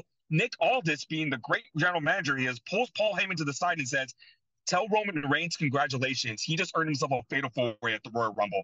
And Roman Reigns tries to tell Paul Heyman to fix this. But Nick Aldis is such a great general manager, putting the hammer down on Heyman and saying, well, you tell your boy Roman Reigns, if he does not sign this contract, we're just going to have a triple threat for the vacant Universal Championship at the Royal Rumble. So really putting the shackles and putting Roman Reigns in a corner. It's good to see that Roman Reigns is finally wanting to show up to work here as the WWE champion. But all three challengers start off by targeting Roman Reigns, who tries to escape. And it starts off, it's your this fatal four-way was interesting because you had some really creative spots. You had some really cool dramatic spots closer to the end. There was a fun little sequence where LA Knight, I believe, was hammering AJ Styles down on the announce table, and this crowd was having so much fun with LA Knight, man, as you should. If you ever go to a show and you see LA Knight, he is arguably the most over babyface in the company. And I am so happy that his popularity has not died down since the fall, because ever since he lost to Roman Reigns at Crown Jewel, I was scared. It's like, they may have just put all their chips in the LA Knight and they may have like rushed the championship match. But no, he's as popular as ever. And, there's going to be a world title around that man's waist. Just, we don't know when. We just got to get this fucking title off of Roman Reigns, and then we can talk about putting it on LA Knight. So Randy Orton and LA Knight have a little contest on the outside to see who can do Randy Orton's Singh Brothers belly to back suplex better on the announce table. LA Knight does it to AJ Styles. Randy Orton thinks better of it. He does it to Roman Reigns, and then Randy does it to LA Knight. Randy Orton just looks like he's having so much fun. He looks so reinvigorated after having 18 months on the shelf. Because I love when LA Knight does the spot and then Randy Orton comes out, I was like, no. What are you trying to do? Steal my move? And I know I mentioned this during the match. I mentioned that I love how one of Lashley's moves in his arsenal is the ram your fucking head into the steel pole. I love how Randy Orton's one of his moves in his arsenal is, I'm going to fucking backdrop you on the announce table and not even clear it. You're going to land on the hood. Your back may catch one of the monitors. Like, Randy Orton just saying, fuck you and your back. My back is fucked up, so your back's going to be fucked up too. You're going to feel my pain. I'm Randy Orton. Hey, nothing you could say, but... this was a very unique kind of fatal four-way match where I feel like the pace was very slowed down. Yeah. It was good. I thought it was good. Not my favorite fatal four-way of all time. No. I can definitely name some that were better, but I feel like this had a good combination of storytelling and just like, I just feel like the match never hit third gear. I feel like the match really started getting exciting when, number one, Randy Orton with his RKOs. My God. We've seen the springboard phenomenal forerun into the RKO, but Orton puts a new take on the formula where he grabs Styles as he's standing on the top rope, extends his legs out, and then hits the RKO. He also hits an RKO on Roman Reigns mid-spear, which is pretty good. He hits an RKO on LA Knight. He covers for the pin. 1, 2, and every single time I fall for it, I thought Randy Orton was going to win the championship. It's everyone's favorite Solo Sikoa to pull the referee out. I love Umaga. He gives a Samoan spike to Randy Orton. He gives a Samoan spike to AJ Styles. And here I am. I'm just fucking mad. I'm like, well, okay. We're skipping over something that I kind of want to talk about here. So I was very, very concerned that because Roman Reigns is a part-timer and because this is a fatal four-way, there would be like a Shield powerbomb right at the beginning of the match, and most of it would be a triple threat match. Roman comes in with a spear, and then he just pins one of them. Give Roman credit. He went in there, and he definitely understood the assignment here, and he understood that you have to have some drama in this match. But yes, we're growing very numb to the Solo Sikoa effect. Roman Reigns is hit with the butt force trauma from LA Knight. AJ Styles breaks that up. AJ hits the Styles Clash on Roman Reigns, which is a very impressive feat because AJ's not a very big man, and Roman Reigns is 265 pounds in his own right. AJ hits the Styles Clash. LA Knight breaks that up. Orton's hitting RKOs everywhere, to your point. Roman runs in for the spear and a beautiful RKO out of nowhere. Like, that was such a beautiful, beautiful maneuver. Orton. Yeah, just when you think Orton's going to win the championship, Sikoa runs in. And this is where I'm really fucking annoyed because I think Sikoa is just going to take everyone out and Roman Reigns is going to get the pin. But Sikoa goes for the sweet cheek music to LA Knight in the barricade. But this was a great spot. Sikoa runs It was AJ. full force. It was AJ. Oh, Styles? Yeah. Styles moves out of the way and Sikoa just explodes through the barricade. The whole fucking panel just comes off. He does. So Roman sees that Orton and Knight are stacked on top of each other. He's going to stack them and he's going to smash them and he's going to pin them like he always does. AJ send him to fucking AEW like he did Danielson and Copeland. Good Lord. AJ flies in with a phenomenal forearm, and then Roman falls on top of the pile, and AJ is pinning the pile, and all three of them kick out at the same time. I can't say I've ever seen that before. But also, great attention to detail, because while Reign Sokoa was stacking everybody, I was like, wait a minute, that's a pin. But Michael Cole swooped in and said the referee cannot make a pin because both wrestlers' shoulders are to the mat. And I'm like, that is a great attention to detail. It is. It is. Knight's pinning Orton. Knight should be the champion. I feel like this is the most exciting the match got, because right after that spot, you know, after you think Orton's going to win, after you think Styles is going to win, Roman Reigns just hits a spear. 1, 2, 3. And Roman Reigns retains the championship. Fucking Look, pins AJ Styles. Knew it was going to happen because we have a story to finish at WrestleMania. I get that. Damn fucking right we do. When you have suffered almost 4 years of this, you just grow so fucking numb. So numb. And here's my thing. Roman Reigns' title reign was so fun when he was defending the title every month. When he was defending against Jey Uso. When he was defending against Kevin Owens. When he was defending against Claudio Castagnoli. When he was defending against Edge. When he was defending against John Cena. When he was defending against Bryan Danielson. Rey Mysterio. That's when it was fun. But now that Roman Reigns has turned into part-time Reigns, and he only shows up very sporadically, like 3 or 4 times a year, they're just so numb to this. Credit to him for getting that put into his contract and his extension. Here's the thing. I realize that they're turning this into another version of the Undertaker's WrestleMania streak, because you literally, like, every near fall you have here, like, the announcers get so into it, like, oh, he was an eighth of a second away from ending Roman's reign at 1,200 and some odd days or something like that. Like, they sell it the same exact way. Like, you know, go back and watch the latest Undertaker streak matches and listen to the commentary side by side with some of Roman's recent title matches. Like, it's eerie how similar it feels. So, but you know, props to the commentators at least, because in the beginning of the match, instead of running down the opponents Roman Reigns defeated, they listed off all the match types he's retained in, because this is the first time he's defended in a fatal 4-way. But again, I understand, I get it. Again, we know where this is leading to, and we'll talk about it at the end of the review. Yes, I'm just numb. I'm so fucking numb. It's leading to Randy Orton versus Solo Sikoa at WrestleMania, of course. You know, that's so what this whole thing is leading to. Fucking numb to this. Numb. Yep. I will give this match 3.5 stars. I thought it started off slow, and then it picked up, and then it kind of ended with not a whimper, but like the gas was running out of the car by the end of the match. So it was good. Not the best fatal 4-way in the world, but you know, it was what it was. I liked it. I enjoyed it. 3.5 stars, though. It's not like there. I feel like there were I appreciated all the creative elements where they actually included all 4 guys. But I feel like a lot of it was just like, you know, 2 guys would switch in and out and do spots with one another. I feel like if there was a little bit more creativity thrown into the mix here and there, it would have been a better match. But I enjoyed it. I liked the match. There are 2 types of like triple threats and fatal 4-ways. There's the 2 separate one-on-one matches, or there's all 4 3 guys are mixing it up. This was the former. This was 2 separate one-on-one matches with like some interference. It was just like justification of interference. Mm-hmm. So again, I understand, and I really hope there's a light at the end of this tunnel and we can see the light at the end of the tunnel, but I'm numb. I'm so numb to this. I know. Don't say light at the end of the tunnel in a leap year, man. Don't trigger me like that, man.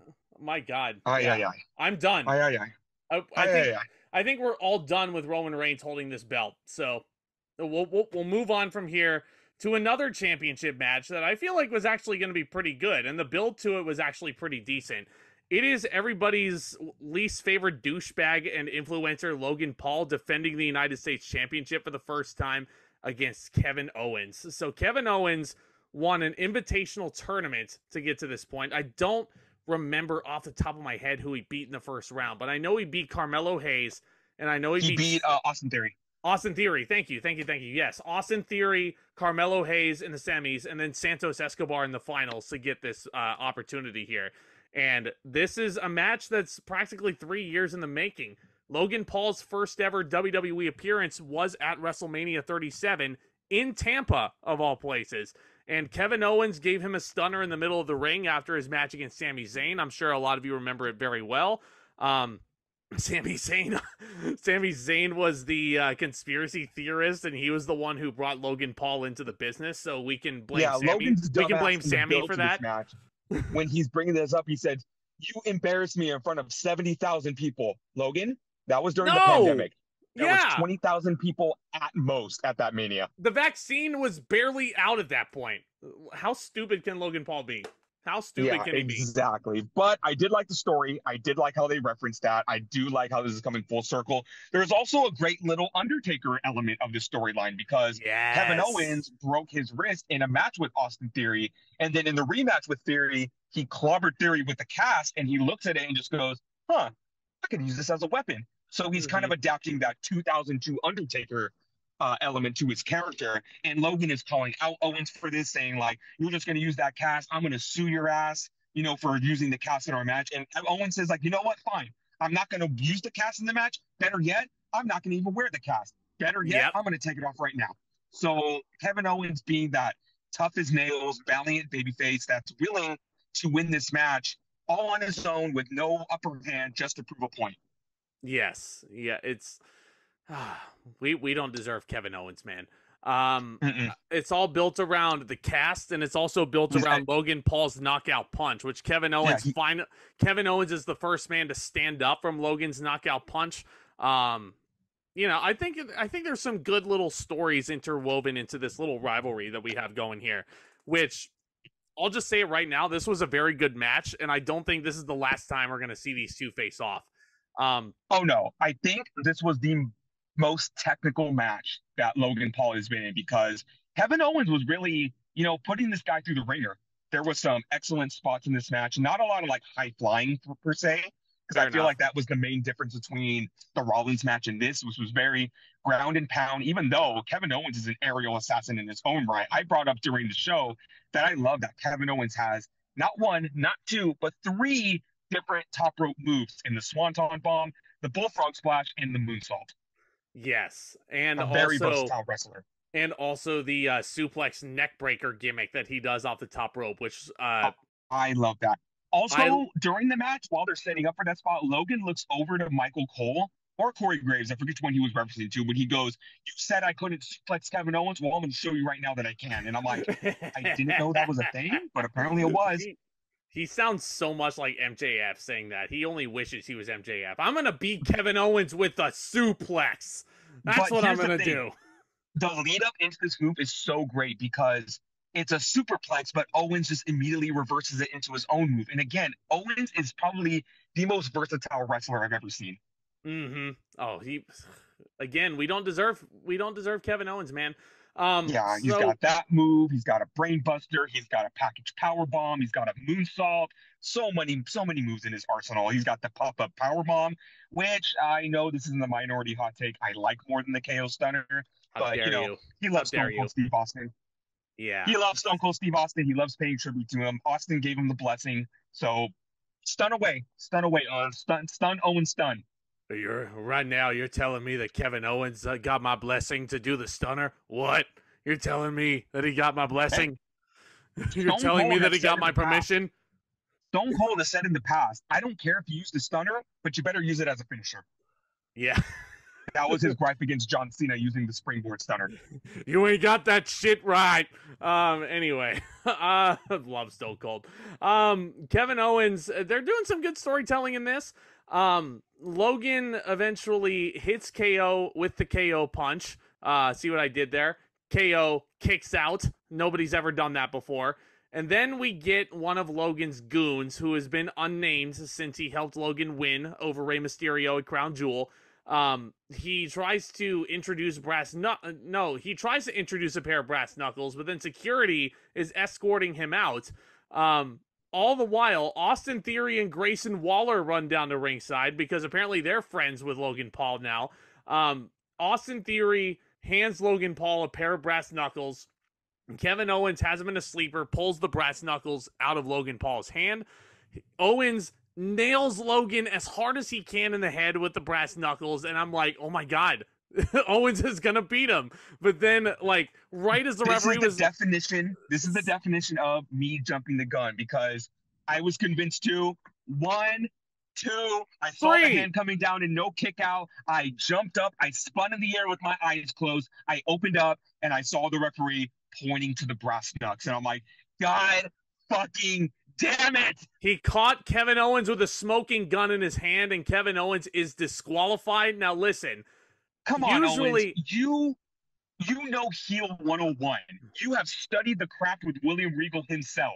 You know damn well that if you're going to use a pair of brass knucks, you got to tuck them into your trunks. You got to throw them out of the ring.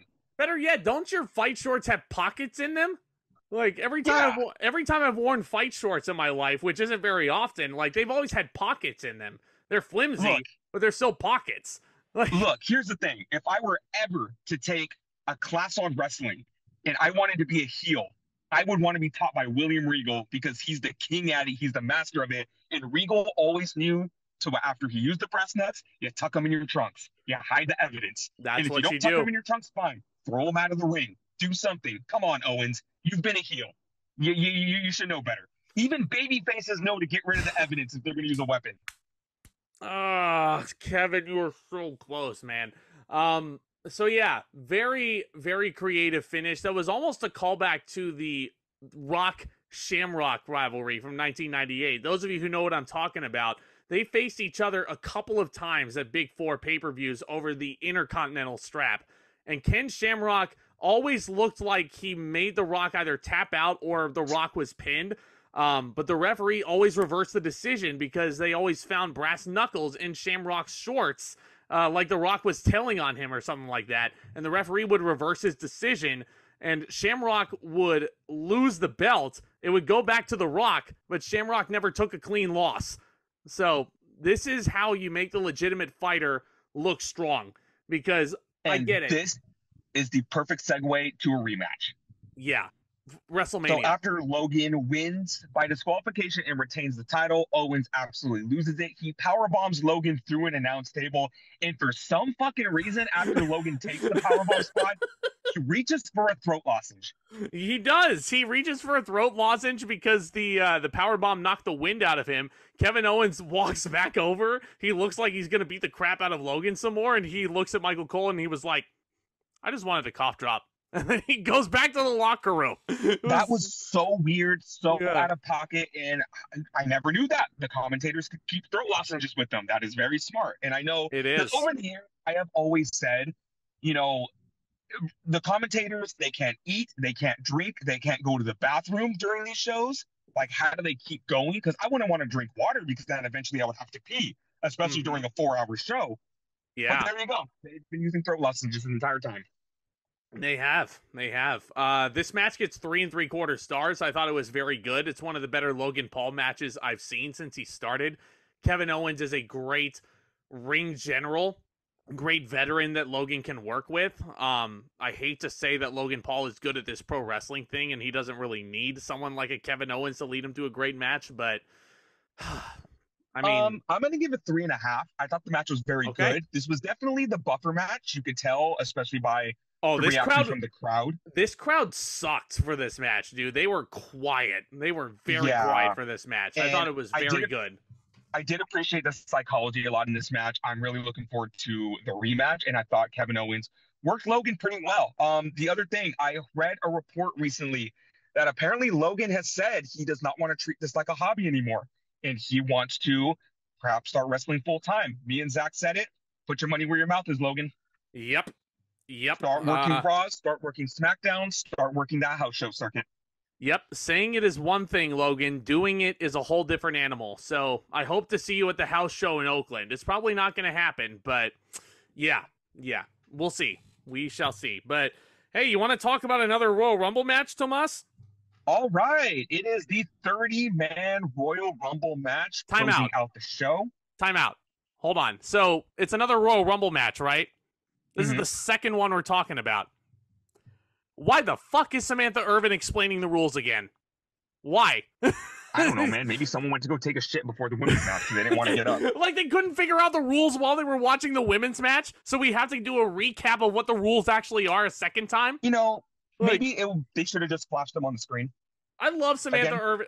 Yeah, just flash them. Samantha Irvin doesn't need to explain the rules. Like, Hey, Irvin was just doing her job. If She anything, was. get mad at Triple H. She was, yeah. It's not her fault. It's not her fault. I love her to pieces. We all love Samantha Irving to pieces. But, like, you don't need to explain the rules to the viewer a second time, even though you just watched another match just like it the hour before. Like, Yeah, they could have just flashed the rules on the screen. Anywho, it's Yeah. the 30-man Royal Rumble match. You know the drill. Winner's going to get a shot at the WWE Universal or the World Heavyweight Championship. And our Correct. number one is main event Jey Uso. I was so Yeah. excited to see that Jey drew number one. He is going to run the gauntlet. And number two is his evil twin brother, Jimmy Uso. And that just, wow. Dude, Absolutely wow. As soon as Jay walked out at number one, I knew it was going to be Jimmy at number two. I knew they were going to do that. Like, and once Jimmy's music hit, this is why Jey Uso, I feel like, is the superior Uso. Not just because he stays clean and his track record is a lot more appealing for, you know, anybody else, but his selling once Jimmy walks out and the look of just stress and PTSD on this guy's face. Like, he was tired of this guy. He was rid of him. He wanted to get out of all that toxicity in the bloodline. And you can just see all of those bad war memories just coming in. Like, Jimmy was brainwashed back into the cult of the bloodline. Jimmy's escaped the cult. And now it's just like his past is coming back to haunt him here. And I have one gripe with this. Go ahead. This would have been perfect if they didn't do the fucking spot where Jey Uso and Cody Rhodes won the tag team titles, went to SmackDown that Friday, and Jimmy saw Jey there. Yeah. That was my only gripe with this. But other than that, I agree with everything that you're saying. And you know what? I'm going to be the one to praise Jimmy Uso. Because, yes, he's not as charismatic as his brother. He's not as over as his brother. But if you're watching Friday Night SmackDown, Jimmy is putting in the work. He is, you know, this sniveling heel that you love to hate. But also, he's funny. You know what his gimmick is on SmackDown? So, because he's Jay's brother. He's Roman Reigns' cuck boy. He's been having these Freudian slips where he'll just go, yeet, and Roman Reigns will dead stare him and say, no yeet. Don't ever say yeet again. And Jimmy will just go, okay, fine, no yeet. And he has the shirt, no yeet. And it is fucking hilarious. And we're going to get into that later in this match. But and it's red. It's red. The dynamic. Even though Jimmy's on SmackDown, I mean, the no yeet shirt is red. So the dynamic of this match, the stare down. You talked about Jey, but Jimmy just had this evil look on his face. He looked like a savage out there. Yeah, he just my God. He was the fucking boogeyman under Jay's bed. Just like, I'm back. I'm fucking back. And the stare down was just perfect. And I loved every, you know, again, Jimmy puts in the work too. He's absolutely hilarious. He is. He's funny. He's funny. Yeah. I just think Jey is better. I think he's a better worker, well-rounded overall. But Jimmy, I mean, even though he's gotten way too many chances, but it's, I don't know, man. I mean, I agree with everything you're saying. And this whole stare down and this whole exchange between these two men really wanted to make me see these two fight it out at WrestleMania finally. But so here's a joke that I made. If you're not a wrestling fan and you're just casually watching this match, which we did have a couple casuals in the house, you look at this stare down and you're just like, oh my God, Jey Uso. Oh my God, evil Jey Uso. Yeah. It's like you're looking into a mirror. It's a classic Royal Rumble trope where you start out with two, in this case, former tag team partners who were tagging their entire careers. You did it at one of the first Royal Rumbles when both Demolition members started off. You did it one year, I think the Hardy Boys both started off a Royal Rumble one time. But in any regard, yeah, Jey and Jimmy, I mean, should it be any surprise that they have great chemistry working with one another? Like, it's not. Yeah, this is Ray and Dom all over again. It's not as if they've known each other their whole lives, Tomas. It's like Yeah. it's crazy, but So this was just a taste of what we're going to get at WrestleMania. I Number can't wait. 3 is Grayson Waller, the Aussie icon. He wants to host a live Waller effect during this match, and I love it. Okay, Waller is hold the on. perfect heel. Yes, he is. Hold on. The only little issue I have with this Grayson Waller promo is that the ring crew just didn't completely start setting up a Grayson Waller effect in the ring. And then That the would have been Usos fucking hilarious. and then the Usos start working together to super kick the ring crew, and then they take apart the Grayson Waller effect set. They throw That the would have been hilarious. that was But the only thing missing, but it's Waller okay. knows how to get under fans' skin because he's coming out and he's saying he wants to host the Waller effect, and he goes, "Nah, nobody cares about this sibling rivalry between Jimmy and Jay." And it's like, "Oh, fuck you, Waller. Fuck Yeah. you." Yeet. Yeah, he goes, "Nobody cares about this." Yeet, yeet. You know what I care about? Oh, number 4? Number Well, I care 4? about that too, but I also care about yeet. Yeet. But number 4, take the floor, man. I know you loves this. Number 4 is the returning El Idolo, Andrade. We talked about this in our World's End review. Andrade is finally finished up with AEW. He is out of that hellhole, which he called that. You know, we're not saying that. We're just saying Andrade was very unhappy in AEW. He is back where I feel he belongs. He's got some sweet new ring gear. He's got some sweet new Oh, theme dude, song. He's got some theme music. he looks like a badass, dude. And the mask that he wore was kind of a variation of what he had in AEW, but it has like I don't even know what you call it. It's a weird skull crown thing. It was really freaking You know dope, what? man. It was I'm going to really say dope. it. The only thing he was missing was the pinstripe suit. I don't think you want to present him too much like AEW. I think you want to have a hybrid of what he did great in AEW and a hybrid of what made him so great in World Wrestling Entertainment to begin two with. things. I wouldn't call it an AEW thing, but also, what else did he do in WWE? He liked to wear the snap-on pants where he would just rip them off, and I kind of wanted to see that. Yeah, he got a great reaction, a phenomenal spinning back elbow on Grayson Waller, and that is one of the most satisfying moves I think ever. Is Andrade's. Nobody does it better than Andrade. It's so nice to see him back in WWE. Hey, Jericho, eat your heart out. Andrade does a better Judas effects than you. And, second time tonight, Tony Khan, I hope you're taking notes. But number 5 is Carmelo Hayes. I'm counting him on SmackDown. He is not an NXT guy anymore in my book, because he's been in the tournament. He's been appearing on SmackDown here and there. He's been dealing with the Pride. So I think he's a SmackDown guy. But not only is he listed on NXT on the Wikipedia right here that I'm looking at, but he's also still got a rivalry going on with Trick Williams, which they are involved in the Dusty Cup. But, you know, I get what you're saying. They're trying to get him, like, affiliated on SmackDown, get his feet wet, but he's going to be a full-blown SmackDown roster. Let's just say after WrestleMania. Let's say that. Yeah, no, totally. Where's Taz to clarify that for us on commentary? All right, another SmackDown guy. Another SmackDown guy. It's Carmelo Hayes. Number 6 is Shinsuke Nakamura, the new and improved Shinsuke Nakamura, which I think he needed a really good showing in this Rumble because for the past few years, they always say he's the 2018 winner, but he hasn't done jack shit. But eliminated by Mustafa Ali, eliminated early on by AJ Styles while he's the Intercontinental Champion. Yeah. I think he had a pretty good showing in this match. My only thing with this Shinsuke character, which I've loved this new heel Shinsuke Nakamura and the promos that he cuts, it's so awesome. The only thing missing from it is he still has the babyface theme song. They got to change it back to what he had in 2018, where the crowd does not sing to it, and Nakamura does not allow them to sing to it. They still did it. They still did it because the underlying music was still the whoa. Also, I feel like the difference between Nakamura's heel gimmick now as to back then is that he wanted to spite the fans the first time he turned heel. This time, he doesn't care about the fans. He just, he's banking targets. He's trying to be an assassin, even though every single one of his hits have been fruitless. He's an anime villain. That's what he is. But basically, number 7 was very disappointing. It's Santos Escobar, leader of Legado del Fantasma. Speaking of villains, he barely did anything in this match. But what I wanted is I want Latino Warfare at WrestleMania, and all of the pieces are starting to come together. You have Santos Escobar that defected from LWO by turning on Rey Mysterio. Rey has Cruz del Toro, he has Joaquin Wilde, and he has Zelina Vega, and he has Carlito.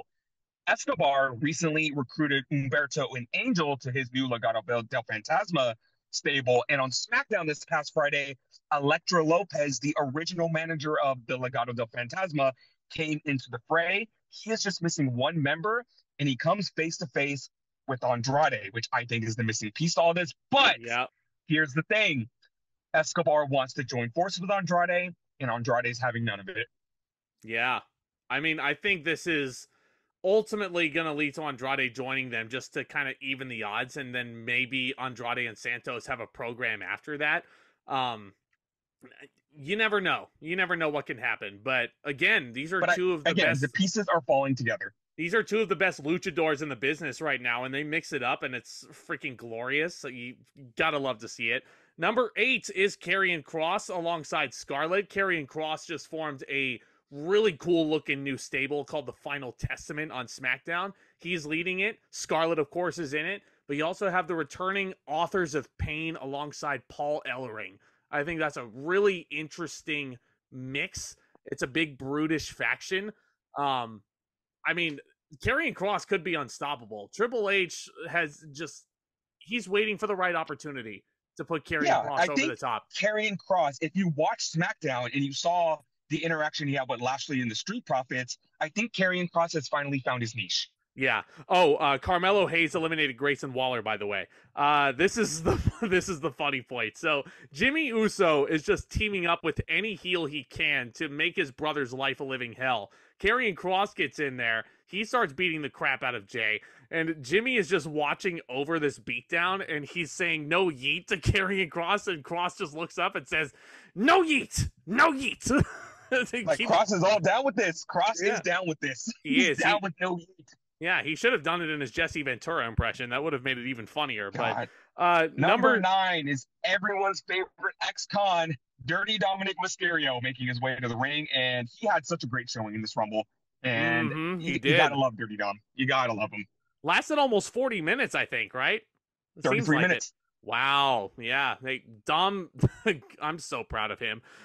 Dominic is booed the loudest out of anybody in the match. It's so great to see that he's still like one of the biggest heels in the company. Number 10 is one of my favorites, Carlito. He goes in there with, fuck you, he's not mid. He runs in there and he wrestles with Santos Escobar after Santos, I believe, beat him on SmackDown the night before, right? Yeah, this is the little mini storyline. Repetition is repetitive. This is the mini storyline that Escobar has going on right now. It's with Carlito because, like you said, Escobar took out Carlito before Survivor Series. And this is where, my great booking of the Royal Rumble, the Men's Royal Rumble, had such interesting booking decisions because I feel like they were hoping for stuff to happen, but it didn't come into fruition. The minute Carlito eliminates Escobar after only 6 minutes in the match, but I feel like after he spits in the face of Santos Escobar after chewing the apple, he spits in the face of people he doesn't think is cool. Here's the thing: the minute Escobar got eliminated, we all knew Rey Mysterio wasn't going to be in this Rumble.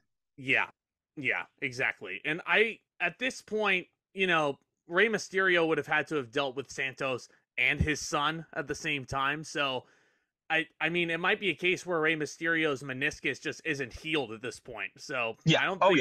I don't think we needed Rey Mysterio at this point, but I think he's definitely going to make his return on the road to WrestleMania. So here's the thing: we're gonna eventually get a Rey and Dom rematch. Just eventually. Eventually. We need to wait for it. Next up, number 11. Take the floor. Is Lashley. Sorry if I blew out your eardrums. What is it with the Royal Rumble and Lashley? Lashley is one of my favorite wrestlers. Lashley is a fucking monster. Lashley is a beast. Lashley has a new faction with the Street Profits. In 2019, Lashley lasted 5 seconds. This year, he goes a minute and a half. Why? Yeah. I knew it the minute I saw them. AOP came out.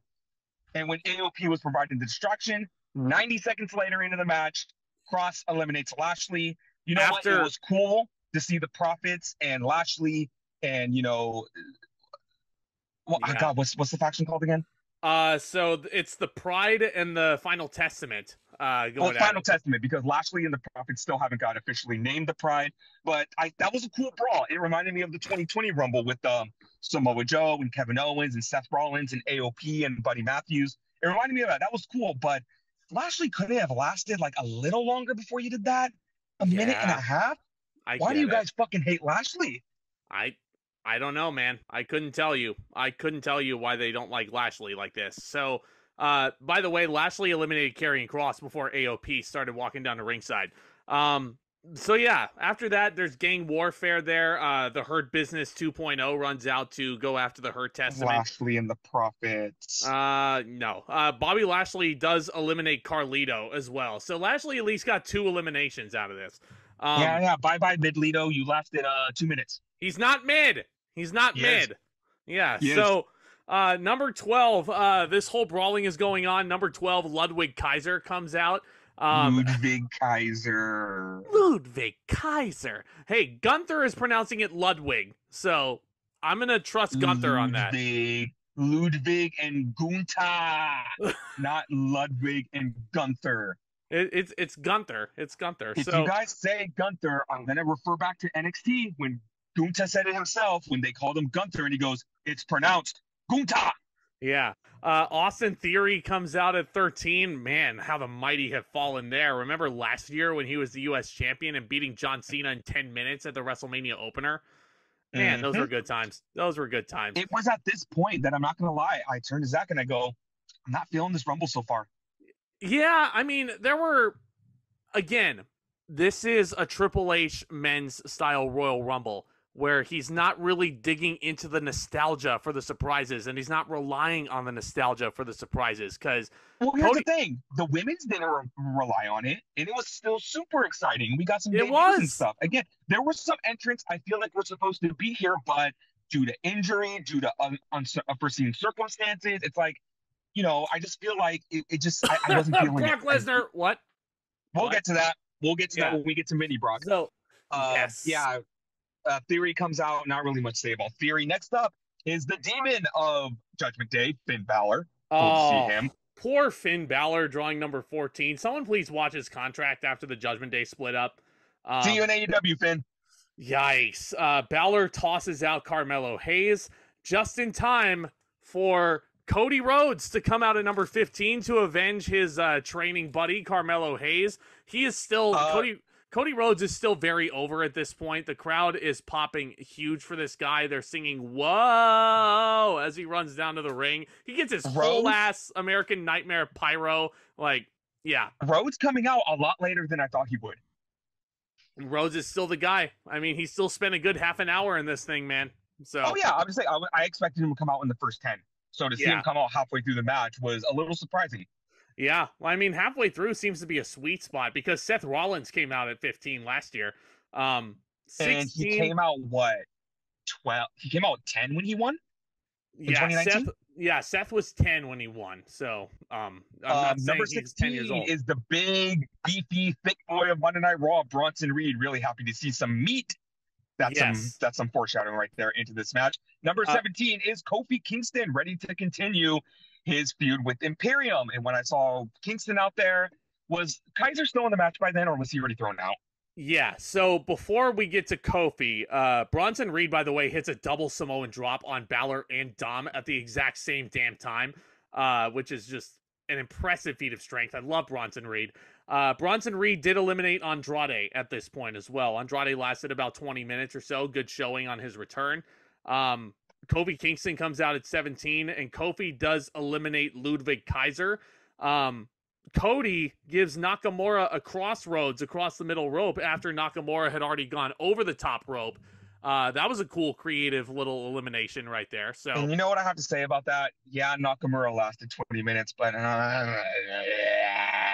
well, at least he wasn't eliminated by Baron Corbin like he has been in recent years. And as much as I love this resurgence of Nakamura, it's like this guy obviously has a ceiling, and that ceiling does not include the world title. And it's just like, you hate to see it. Yeah. But again, I'm sure Nakamura is very happy with this style and this schedule he has in WWE where he's not killing his body. Exactly. Just waiting for Okada to come and join him. That's all I'm saying. Yes. Number 18 is one of the favorites, Gunther, the Intercontinental Gunta, Champion. He you know, walks out there. champion. And Gunther this walks. is Yeah, after go ahead. Kaiser got eliminated by Kofi Kingston. So Gunta, Mm-hmm. again, continuing that great story you have going on Raw, he goes out there and he scolds Kaiser. And you know what? I'm just going to say Yeah. this now. I know we were all low-key expecting Big E, but the minute Kaiser got eliminated, I was like, it ain't happening. And Because the minute Xavier Woods wasn't in the Rumble, Giovanni Vinci wasn't in the Rumble, and I'm like, wishful thinking. Well, and the minute Kofi Kingston was tossed over the top rope into the floor and there was no hanging on spot for him either. Yeah, I was holding out hopes for Big E, but once Kofi was tossed, then I was like, yeah, we're not getting Big E. And, you know, if he's never going to wrestle again, I will be very sad, but I would much rather have him not be paralyzed. You know, just because he doesn't deserve that. But here's the thing. The favorites in this match didn't come out to the second half of the Rumble, but in Gunta's case, Gunta, he went wire to wire last year. I think he earned to be in the second half of this Rumble. He did. Yeah, he absolutely did. I think if you put 18 is a sweet spot for someone like Gunther, because if you put him out at 30, then someone who lasted 71 minutes last year and is a fucking Austrian machine, like, he's going to come out there with a bulletproof vest on. Like, there's no way anybody can beat him at that point. So, in any regard, Gunther is wreaking havoc. He tosses Kofi. Here comes some more meat in Ivar at number 19. The fans are very correctly chanting meat as him and Bronson Reed are going at it. Let's talk about Ivar for a second because he hasn't been on any pay-per-views. No. Eric has been out with a neck injury for the past couple months. And again, Triple H to the rescue. Instead of having Ivar sitting and catering, doing nothing for the foreseeable year, you know, Eric, I hope you're doing well. I hope you recover well. Can't wait to see you. Can't wait for you to come back. But Ivar has just transformed into this whole character on his own. Valhalla has become his personal manager. And he is just proving why Hansen was so fucking good in Ring of Honor. Not a lot of people knew that Ivar could do moonsaults, that he could be this agile big man in the ring. And here he is just putting on these banger big Haas matches with Bronson Reed and Gunta and just like really showing himself on Raw. Man, him and Bronson Reed both remind me so much of what made Bam Bam Bigelow so popular back in the 90s, because they're doing things that people their size should not be doing. Cartwheels, moonsaults. It's like, and their match on Raw was really freaking fun. It was great. Ivar's been having killer matches with Chad Gable. Like, he's killing it as a singles guy. So more power to him. In 2016, Big Show and Braun Strowman really set the standard for big men and showing them like, hey, I know you like these little guys. They're great, but let me show you that the big guys can do it too. And ever since then, these Haas's have really been coming out of the woodworks to show what they can do. And I love me some Ivar. Is that not enough meat for you? How about this? Braun Breaker from NXT. Finally, he's on the main roster. Yeah, the son of the dog-faced gremlin comes in, and you know what? He is serving spears. Let's talk about this now. I know we weren't going to talk about the Vince McMahon scandal, but one Brock Lesnar was suggested in that lawsuit. So Triple H did the smartest thing. He told Lesnar to stay home. And apparently, they called in Braun Breaker. They called Breaker to take the spot, and what an opportunity for Breaker. And you could kind of tell this was a last-minute submission because Breaker came in there and he was a little nervous. He was a little sloppy with his offense in the beginning, but once he got his groove, oh my God, everybody was eating those fucking spears. Braun Breaker, ever since he made his debut in NXT, I have joked about how stupid the name is, but he has grown so much on me. His spear is one of, if not the best spear in the business. And the commentators were touting that when he hits the ropes, he breaks a speed of 23 miles per hour, which is fucking nuts. That is faster than Tyreek Hill's 40-yard dash. Ridiculous speed. Braun Breaker will be a world champion at some point or another. Maybe not right now, but killing it on NXT. He's killing it as a heel. And you know what? He knows how to work the crowd because he has a t-shirt that says best spear in the business. And if you are mad about this t-shirt, well, then you just got work, brother. Yeah, Braun Breaker, like, he has all the tools to succeed. So I can't wait to see what he does. He does eliminate both Finn Balor and, shockingly, Jimmy Uso. Jimmy and Jay do not eliminate each other. So I don't know what the plan is. That was a very What? questionable Yeah, move. but Breaker eliminates Jimmy, and Jay is in the corner laughing his ass off. Yeah, Jay, no, not just laughing his ass off, but he is applauding throughout the whole 90-second period for Braun Breaker. He's just laying there. He's like, good job, yeet. Throw him Now, I yeet know over you the top said rope. Jade Cargill did not steal Becky Lynch's thunder. You think Breaker stole Jay's thunder here? Oh, yeah. Because I Oh, feel like yeah. Jimmy was Jay's to eliminate. Mm-hmm. Totally. Well, the Usos were each other's to eliminate. They were bound to toss each other over the top rope, but I'm guessing Jay's going to get an Intercontinental title shot with Gunther on the road to WrestleMania. Jimmy's probably going to come in and cost him, and then that's what'll set up the big Mania match. But with that said, Braun Breaker is standing alone in the ring. Everybody's down. Number 21, the buzzer hits, and it's Omos. 7'3", 412-pound Nigerian giant, accompanied to the ring by MVP. Now, correct me if I'm wrong, Zach. This is the first time we've seen Omos since Backlash back in May. Correct. He has been working house show circuits and certain little small matches here and there. They've kind of been easing him back into a full-time role. He was working. And here's the thing. Working. Triple H, instead of outright releasing Omos, he's like, okay, let's put you under wraps and let's see what we can do with you. I am an Homo sapien. I am homosexual. I am an Homo sapien. And if you're not an Homo sapien, okay. If you are not an Homo sapien, if you are not homosexual, this is what I need you to do. Go to YouTube, search up him doing karaoke. Yep. And you will be an Homo sapien. Yep. This man is just exploding with charisma. Look at his interviews with Denise Salcedo and how funny he is in those. Like, he's the dude. And again, let's go back to pandemic era in the Thunderdome, where AJ Styles was gifted a cupcake. He was gifted a cake or a pie. I can't remember what it was, but Omos looks down and he goes like, "It's a cupcake." And AJ Styles goes, "No, it's not." I was like, "Yeah, it is. It's a cupcake." It's because Omos is so big. Of course, a full size cake looks like a cupcake to him. It's got so much Omos freaking personality. Back. It's so great to see him and MVP back together. And I never thought I would be happy to see Omos. Never thought I would be happy to see him. But since Vince is no longer in charge, not shoving Omos down our throat like he was 2 years ago, then yeah, I'm very happy to see him. So he stares down Braun Breaker in what I can only assume was supposed to be a revisited stare down between him and Brock Lesnar from last year's Mania. Number 22, the buzzer goes off, and it's Pat McAfee. And he sells it like he had no idea that he was even scheduled for the Rumble. He gets off the headset. He walks up the stairs. Michael Cole's hyping him up. And he's standing in the ring, and he looks at the stare down going on between Braun Breaker and Omos. And McAfee thinks better of this. McAfee just gingerly climbs up the ropes, and he kind of fakes getting back in to fight these two giants, and then he goes back over the top rope. He thinks better of it. He's like, nope. Hops down from the apron, eliminates himself from the Rumble, Drew Carey style. I didn't mind this. I did not mind this at all. I thought it was fucking stupid. After thinking about it, I thought it was stupid. Yeah. It was very unnecessary, and this was done for one reason and one reason only. Out of the current announcers we have right now, Wade Barrett, Pat McAfee, and Corey Graves are the only ones who have never entered the Royal Rumble. They are slowly working towards getting all of the announcers there.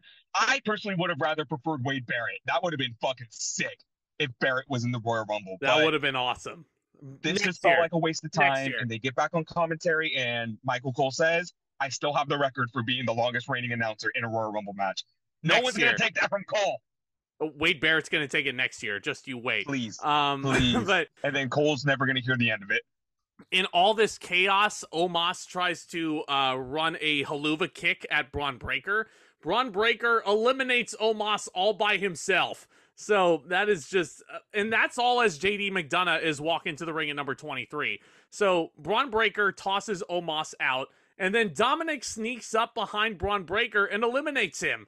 So Braun Breaker... What a dirty fucking piece of shit Dirty Dom is. What an asshole. What an asshole. I was having so much fun with Braun Breaker in the ring, and Dominic just ruined all my fun. Breaker just annihilates McDonough with a spear. Oh He my does. God. He Just does. fucking wrecks his shit. And here's the thing. Just tears him in half. I would have loved this if it was still Lesnar and Dom was the one to get rid of Lesnar.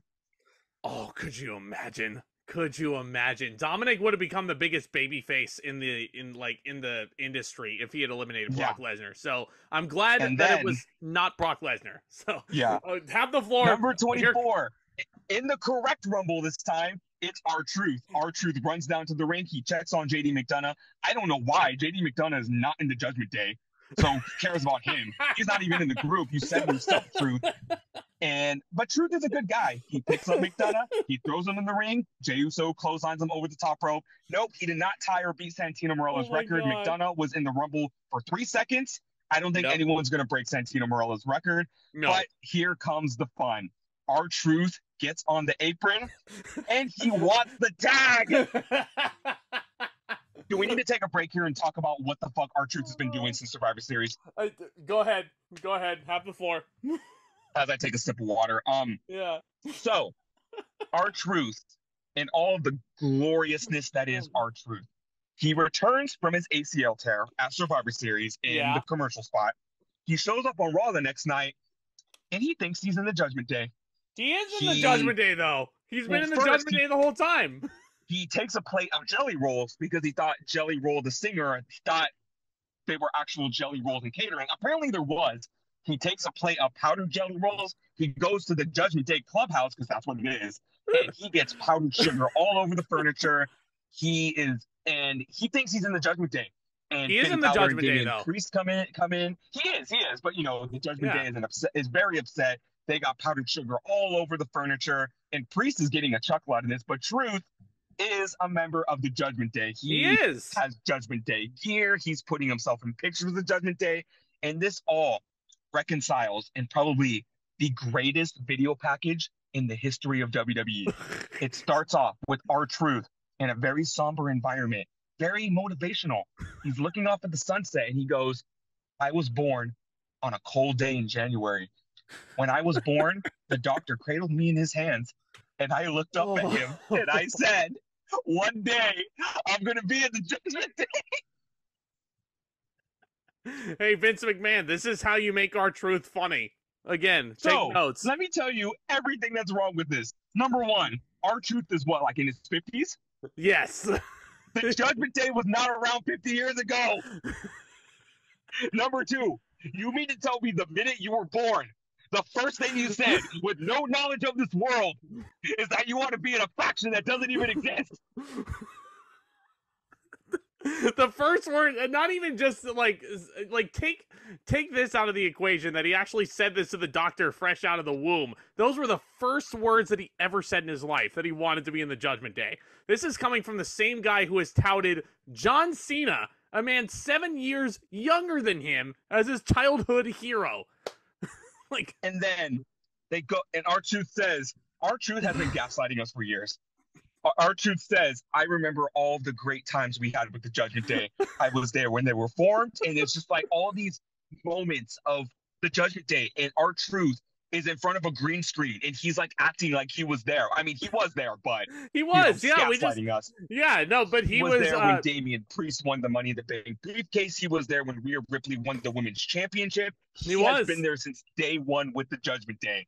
You know what? You know what, Tomas? Can I stop you? I saw R-Truth when we saw Rhea Ripley win the title in the stadium. I was like, whoa, that's R-Truth down there in my head, but I just didn't tell you guys because I was like, what the fuck is R-Truth doing out there? But anyway. And at the very end, R-Truth, and then, he has himself photoshopped in the Judgment Day in Your House 1998 poster. And oh my God, I am fucking dying of laughter during this. And at the very end, he says, and as we say in the Judgment Day, live, laugh, love. The Judgment Day, so every other member of the Judgment Day is just thinking this is totally ridiculous. They're coming off like a bunch of racists right now because they're not allowing R-Truth in their group.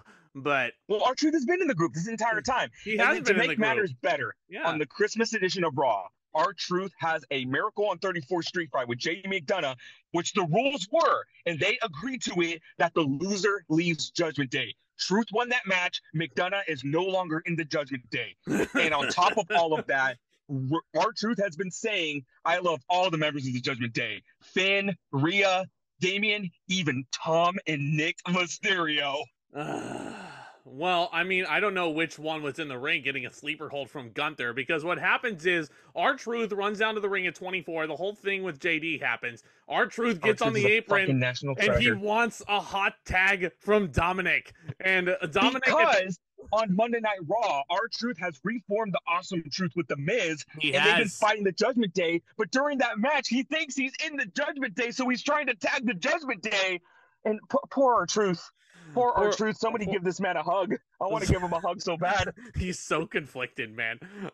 So he's got to follow his Judgment Day buddies. No, what makes this joke actually work isn't just R-Truth's antics. It's the fact that not only is the crowd getting into it and clapping along with R-Truth to actually have Dom get the hot tag, but Dom is actually selling it and trying to get the hot tag out of Gunther. He tags R-Truth, and R-Truth starts doing the job. He starts doing the John Cena comeback.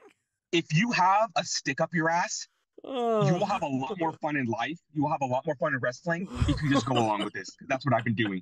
Just go along with it. It's fucking hilarious. I love this. I love this. This was a one-off joke that turned into a full-blown goddamn storyline. Yeah. I love it. Yeah. Truth comes in and he starts doing the shoulder tackles. He does the protoplex. He goes for the 5-knuckle shuffle. And and Gunther have not laughed this hard in years. Gunther thinks better of it, and he stops him in the middle of the 5-knuckle shuffle. But in comes the Miz at number 25. Perfect timing here. The Awesome Truth reforms, and they do the move on Dominic, and all the while R-Truth is poor man. Like, he doesn't want to be hurting his friend here. The Miz he pulls the Miz off. He's like, what are you doing? That's my teammate. The Miz goes to eliminate Dominic Mysterio. R-Truth intercepts Dominic, pulls him back in the ring, and Miz is like, what the hell are you doing? And R-Truth is like, that's my teammate. And then Dominic confirmed it. He's like, yeah, he's in the Judgment Day. He's helping me. Again, R-Truth is in the Judgment Day. Why? And the craziest thing among all of this is that R-Truth has surpassed CM Punk in merch sales. R-Truth is the top merch seller in WWE now. I can't believe that. I cannot believe that. Fucking national treasure, and he needs to be protected. I will take a bullet for R-Truth at all costs. At all costs. And here's the thing: in 2008, when R-Truth came back to the WWE, I thought he had world champion potential. And then by 2014, they weren't doing a goddamn thing with him. In 2015, I thought he was stupid. By 2017, I finally understood it. I got it. Him with Mella, him with the 24/7 title, him entering Royal Rumbles thinking it's a Money in the Bank ladder match. Again, you guys will have a lot more fun in life if you just go along with this. Yeah. Especially R-Truth is my favorite member of the Judgment Day. Yeah. Yeah. So speaking of Judgment Day members, here comes Senor Money in the Bank Damian Priest at 26. And yeah, you know, I'm glad that Triple H is remembering that the Royal Rumble is every man for himself, because Damian Priest chucks R-Truth completely out of the ring, making everybody sad. I'm sure. That's your teammate, man. Yeah. That's your fucking teammate. That's your fucking teammate. After R-Truth gave you a cut? Yeah. He gave you a cut of the bootleg shirts he's been making with Judgment Day saying live, laugh, love, and the Spin and Rhea and Dirty Dom and Damian and R-Truth and duct tape. I can't wait to the next WWE show I go to, because I'm picking one of those. I don't know which one I want more, the duct tape one or the live, laugh, love. Up next at number 27 is the one and only CM Punk. He gets a very good ovation. The crowd is singing every word of Cult of Personality. Number 27 has produced a lot of winners over the years. What's up? Fine, Zach. I'm going to give you the floor. Throw me under the bus. Throw me under the bus right now. Okay. All right, here we go. So when Tomas gets to my place, we make a bet before the show even starts. Tomas looks me dead in the face, and he says, I want CM Punk to win this Rumble just so I can see him and Seth Rollins at Mania. If Seth Rollins wins I'm getting all mixed up. If CM Punk wins this Royal Rumble, I will buy a Hell Froze Over shirt right then and there. And I'm like, deal. I will hold you So to that. it's been 2 months. And if you are a regular listener of the ZNT Wrestling Show, I'm going to out myself right now. You know how I have felt about CM Punk. You know Mm-hmm. how I felt about his whole run in AEW. You know how I felt about his return to WWE. But God may strike me down now. I am not a liar, and I call it like it is. They have handled CM Punk perfectly since Yes. his return. His CM Punk has conducted himself perfectly since his mm-hmm. return. And He I is don't know what it is about the WWE environment, but CM Punk is flourishing now. They know how to use him. They are honestly, they couldn't be, they're not on the same page. They're on the same sentence together. Like yeah. CM Punk understands his role. Triple H understands his star power, but he also understands that CM Punk needs to be kept in his lane. CM Punk knows that this is his last chance. And CM Mm-hmm. Punk has been on his best goddamn behavior. The best of CM Punk has shown since he came back. He's been showing up on NXT. He's been showing up to the Performance Center. He has been sharing his knowledge. Which here's the thing: I'll give Punk. I will be devil's advocate and say, I think Punk was very frustrated that a lot of people in AEW were just being disrespectful to veterans. Now that he's in an Yeah. environment where people are begging for his advice, that he can be, be a mentor to someone like a Cora Jade or a Roxanne. They're like his best friends now. Yeah. Roxanne Perez and Cora Jade, they're like his best friends now. The Mm-hmm. fact that CM Punk Poor is poor in an environment, yes. Mm-hmm. Poor he's Cora in an Jade just environment. poor Yeah. Cora Oh yeah. Jade Sorry. just Sorry. tore her ACL. Poor girl. Like she just came back. She gets injured and she's probably going to be out for the rest of the year. CM Punk pays a visit to her in the hospital while she's recuperating after surgery. Like And I just think that's the crazy. environment is better for Punk because I have to agree with Punk. There are a lot of egos and immaturity issues in AEW, and I just don't think it was a style that meshed well with his. Did he handle it well? Absolutely not. No. Absolutely not. And I will Uh-uh. still stay to that to this day. If Punk gets into one backstage brawl here in WWE, he's fucking done for, and I'll have to eat my own words, and I'll be very disappointed. But I think the environment CM Punk is in right now is the exact environment he needs to be in, and This I just is think that it was meant to be. this is exactly what he needed to And you really can, put a stamp on his legacy. The yeah, promos he's been cutting, like over these past number of weeks, especially the first stare down that he had with Seth Rollins was like that stare down that they had. That is WrestleMania poster right there. Like Rollins and and here's the Punk thing: main event, one night of you talk Mania. Like, about you talk about Rhodes, you talk about Rollins, you talk about McIntyre. These promos that he has cut with all of them, you can tell this ain't no Hangman Adam Page workers' rights promo.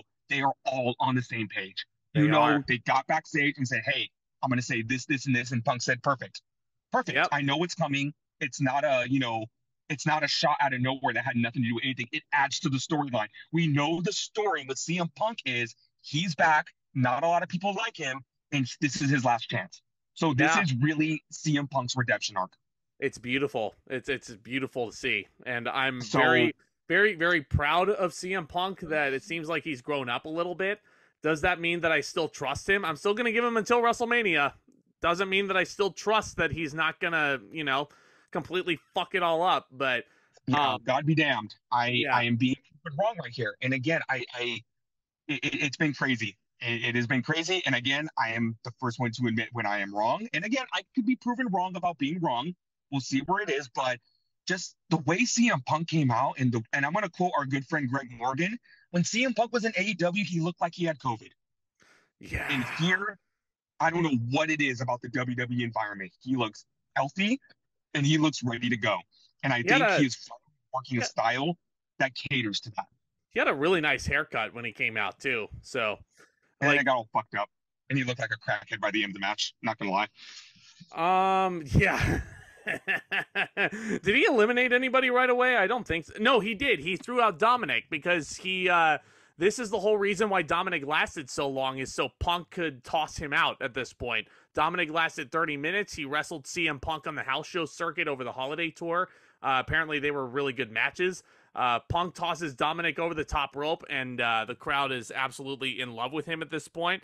Uh, it's just insane. Full circle moment. 10 years ago Yeah, to the day when CM Punk walked out of WWE the first time, and his like his last match in WWE was the 2014 Royal Rumble. His first match back, the 2024 Royal Rumble. How crazy of a stat is that? How Yeah, it's such crazy. a it adds to the redemption arc for CM Punk. And you know I'm getting delusional in this review when I'm breaking the immersion just to ask, what's so dirty about Dom? So dirty about him. I don't even So want to answer that dirty question. about Dom. I don't even want to answer that Anywho, question. Dirty Dom Number, is out of here. Great showing in yeah, the Rumble. He was in there for 33 minutes. yeah. 28 is Ricochet. Nice to see you, buddy. Nice to see you. Nice to see you. Yeah, good that yeah, Samantha Irvin at least marked out for him. I would Ricochet, hope so. yeah, I would hope so. Gunther nails. This was funny. So Miz is eliminated by Gunther at this point, and I look over at Tomas, and Gunther hit Miz with as hard of a chop as I've ever heard from Gunther, of course. And I was like, so Miz was eliminated via murder. You know, Yeah, just it was fucking gnarly. fucking Gnarly. killed him. So number 29, speaking of killers, is Drew McIntyre. One of probably the odds-on favorite if we're just talking about like, the draw. Drew Yeah, McIntyre, and his stature. again, it's been 2 months since the WWE pay-per-view. So we've had so much character development between all of these people. And Drew McIntyre, he's gone heel. He does not care what anybody thinks. And he is out there for one person, and that's himself. And he wants to go out, and the arc is still the same. He wants to win the Royal Rumble so he can win back the championship that he feels like he's been so wronged out of. He's so oppressed. And I think that's the best part about McIntyre's heel gimmick. It's not a typical Yeah. heel gimmick. He just feels so victimized. You know what this feels like to me? Like this lone wolf mentality. Drew McIntyre is to Raw what AJ Styles is to SmackDown right now. They feel like very similar characters, but at the same time, their motivations are so unique. Yeah. AJ Styles is leaning definitely more towards the babyface side with this whole presentation. Drew is definitely a heel. Styles is bitter, and McIntyre feels victimized. Yeah, yeah, but we were all fucking oppressed during the pandemic, buddy, and you had it good. Exactly. So, Exactly. Drew McIntyre gets in there and he makes a beeline for Jey Uso, who's been in there for 50 minutes at this point. Jey super kicks Drew. Jey starts mixing it up with Gunther, and Tomas and my heart shatter when Gunther pulls Jey over the top rope to the floor. Yeah. He ran the gauntlet though. He was in there for 50 minutes. He was great showing from Very him. good showing One from of the top 20 Rumble performances in terms of Iron Men. So good on him. Good on him. Drew is standing tall. The countdown clock comes in for number 30. A lot of people are shitting their pants that it's going to be The Rock, but it's a different return. It is Sami Zayn. Sami Zayn, the guy who a lot of people were hoping would have won last year's Rumble just based on the Bloodline storyline and where that was going. He's in the Rumble this time. He comes in dead last. He had a great, rejuvenating holiday with his family. He got some paid time off. Drew McIntyre wrote him off television, and Zayn makes a beeline for Drew. That is the WrestleMania match. Zayn and Drew McIntyre. I'm convinced. I am very convinced. So it's a great story. Again, props to Triple H for looking out for mental health. He gave Zayn time off when he needed it so he can go home for a bit. That is awesome to hear. And again, everyone be rest assured, no Rock. And I was very happy to see Zayn back in this match. So me too. Again, Triple H, like the surprises he has, they're full-time guys. He doesn't have to depend on the nostalgia pull. I mean, it'd be nice every once in a while to have a nostalgia act come in, but I guess my issue is it's not that I wanted like nostalgic legends to return. I just wanted to see some debuts, maybe. Yeah. Oh man. Again, when the women's rumble got fucking Jordan Grace, Naomi, and Jade Cargill. Well, Braun Breaker was a surprise entrant technically, so I guess you got that. Yeah, I feel like we were all expecting it, and just to find out he was taking Brock Lesnar's place. Again, good for Breaker. Braun Breaker.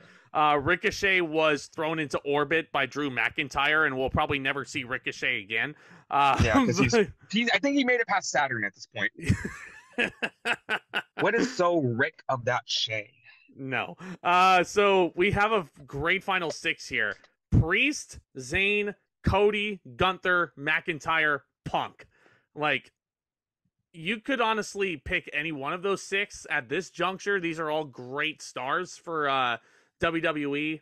You know, you could have your pick of the litter here. But Cody Rhodes gives Damian Priest a pedigree. There's a huge little sequence of finishers here. Gunther drop kicks Cody. Punk does his little kick on Gunther. Drew hits Punk with the future shock, which is his finishing maneuver. It's his finishing maneuver, Tomas. He doesn't poke him in the eye, he beat Jey Uso with it, so it is. He did. Sami Zayn with a hell of a kick on Drew McIntyre. Thank you. Of a kick. Yeah. The haluva kick, and let me tell you, that's one hell of a kick. It is.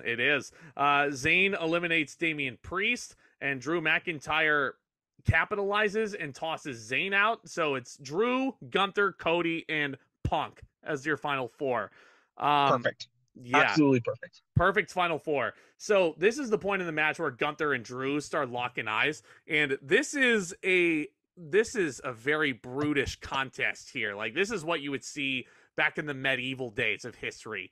Who can take their opponent and who can chop them the loudest and who can chop them the hardest. Gunther's got Cody in his grasp. Drew has CM Punk in his clutches, and they're just killing these poor guys. And then Gunther and Drew start beating the crap out of one another. My only disappointment was CM Punk's reinitiation to the WWE was not complete until he took one of those chops from Gunther. Yeah. Gunther should have chopped Punk at least one time. Like, they should have. Oh, yeah. Drew and Gunther, just for fun, should have swapped opponents for, one little chop there. I mean, if Gunther was in AEW and Punk was in AEW, Punk would have beaten Gunther with a weak-ass roll-up. He would have. He would have. Tony Khan, I hope you're taking notes. I'm so mad about that with Wardlow. Yeah, this is also the point where you see Seth freaking Rollins and Roman Reigns watching this from the skyboxes. Presumably, the Rumble winner is going to make his decision on which champion he wants at Mania.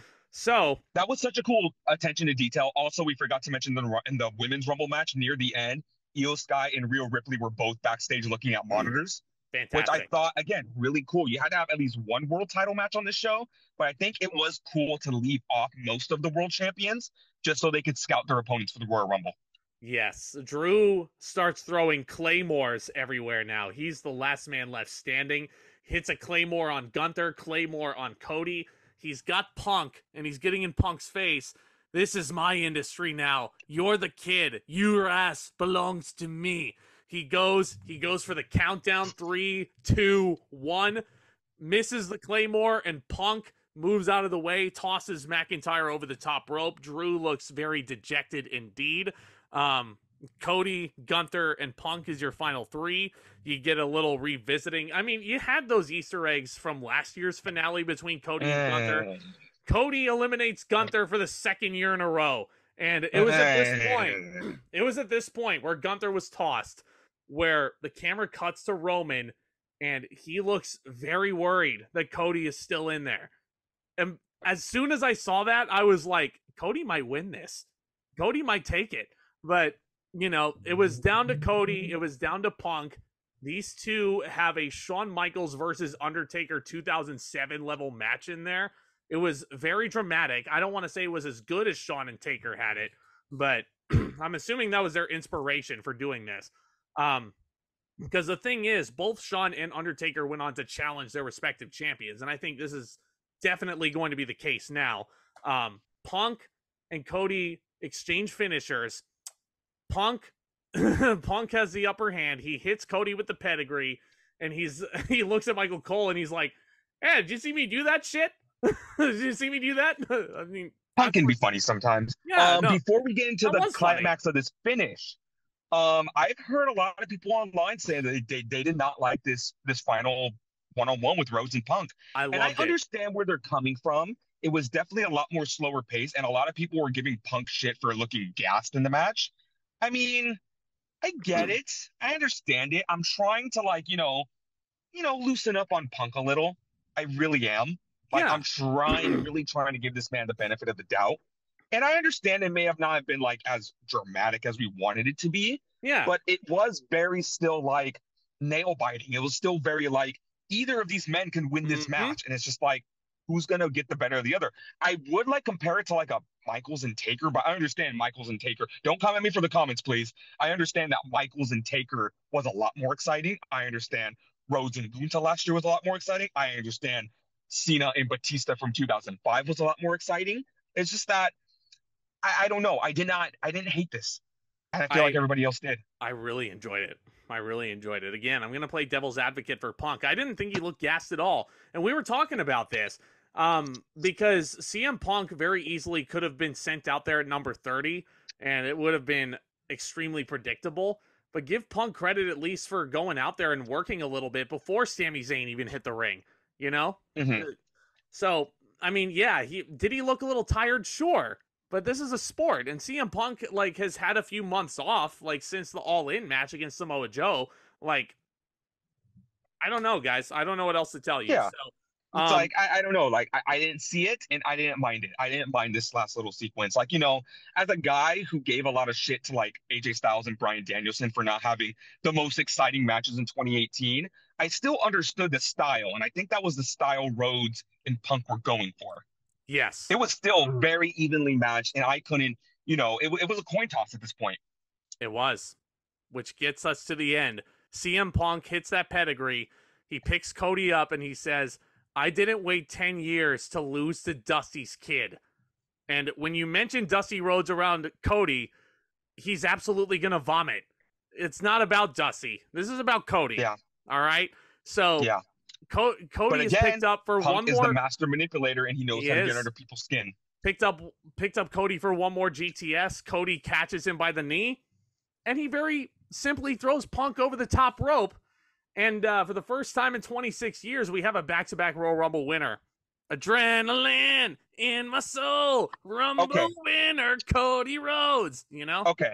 That's what So it's been 24 hours, and this may not make sense to the viewers, but Zach, I know exactly what I'm talking about. I've loosened up. You know me. I need time to let things simmer. I need time to think about things. Sure. When this happened, I'm not gonna lie, I groaned. I'm not saying Cody Rhodes doesn't deserve to win 2 Rumbles in a row. I think it's very cool that they're paying attention to history and they're letting a guy like Cody Rhodes that needs to build that legacy have this tremendous notch under his belt. It's not that. And I'm still, there's still some feelings I have about this finish. Like, it still felt eerily similar to last year with Gunther and Rhodes, and I feel like the feel was like mostly the same. Now, look, I get it. I understand. I'm not a huge fan of. I think my feelings are a lot more personal, and I feel like a lot of people would agree that it's just very irritating because we all know Cody Rhodes should have won last year. And we all know the reason he didn't was just to pad out a stupid record that didn't need to be broken. First of all, not even a record, but like a milestone that needed to be reached. And this was just a way of padding it out. And we saw what Roman Reigns has been doing since then. It's been very, very underwhelming. And it's just like, I felt like it was Triple H's way of just like lazily justifying pushing the title reign off for another year. Yeah. I now understand from a more technical standpoint, this really was Cody Rhodes' only other way to get back to Roman Reigns. Yep. Because he's not on SmackDown. And I will give Triple H props for 99% of the time keeping the brand split a brand split. And if Cody Rhodes were to do an Elimination Chamber, it wouldn't make sense to put Raw and SmackDown guys together to challenge for the SmackDown title. I can't be a hypocrite. I literally said the same thing with the women's. It was going to be a lot harder for Rhodes to get to Roman Reigns than it would for Punk to get to Rollins. Because Punk can win an Elimination Chamber match. Exactly. And also, I would be a hypocrite if I bastardize CM Punk for, not putting people over in AEW and winning the World Championship when he shouldn't have, just getting this clean, straight, easy road to the AEW World title. But here we have Triple H saying, I recognize your talent. I recognize your star power, but you're not going to walk in after being 10 years gone and just win the Royal Rumble and go straight to WrestleMania. I'm going to make you work for it. So in that regard, I understand that and I respect that. And I also understand and respect that this was Rhodes' only other way to get to Roman Reigns.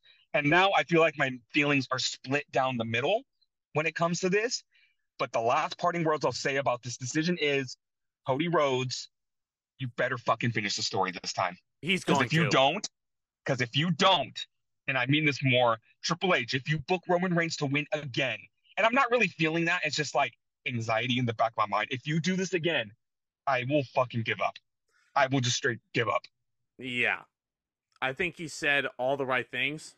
I share a lot of those same sentiments. Let's just say, first of all, as a big Cody Rhodes fan and as someone who's believed in him since the beginning, I'm so happy to see him reach the level that he's at right now.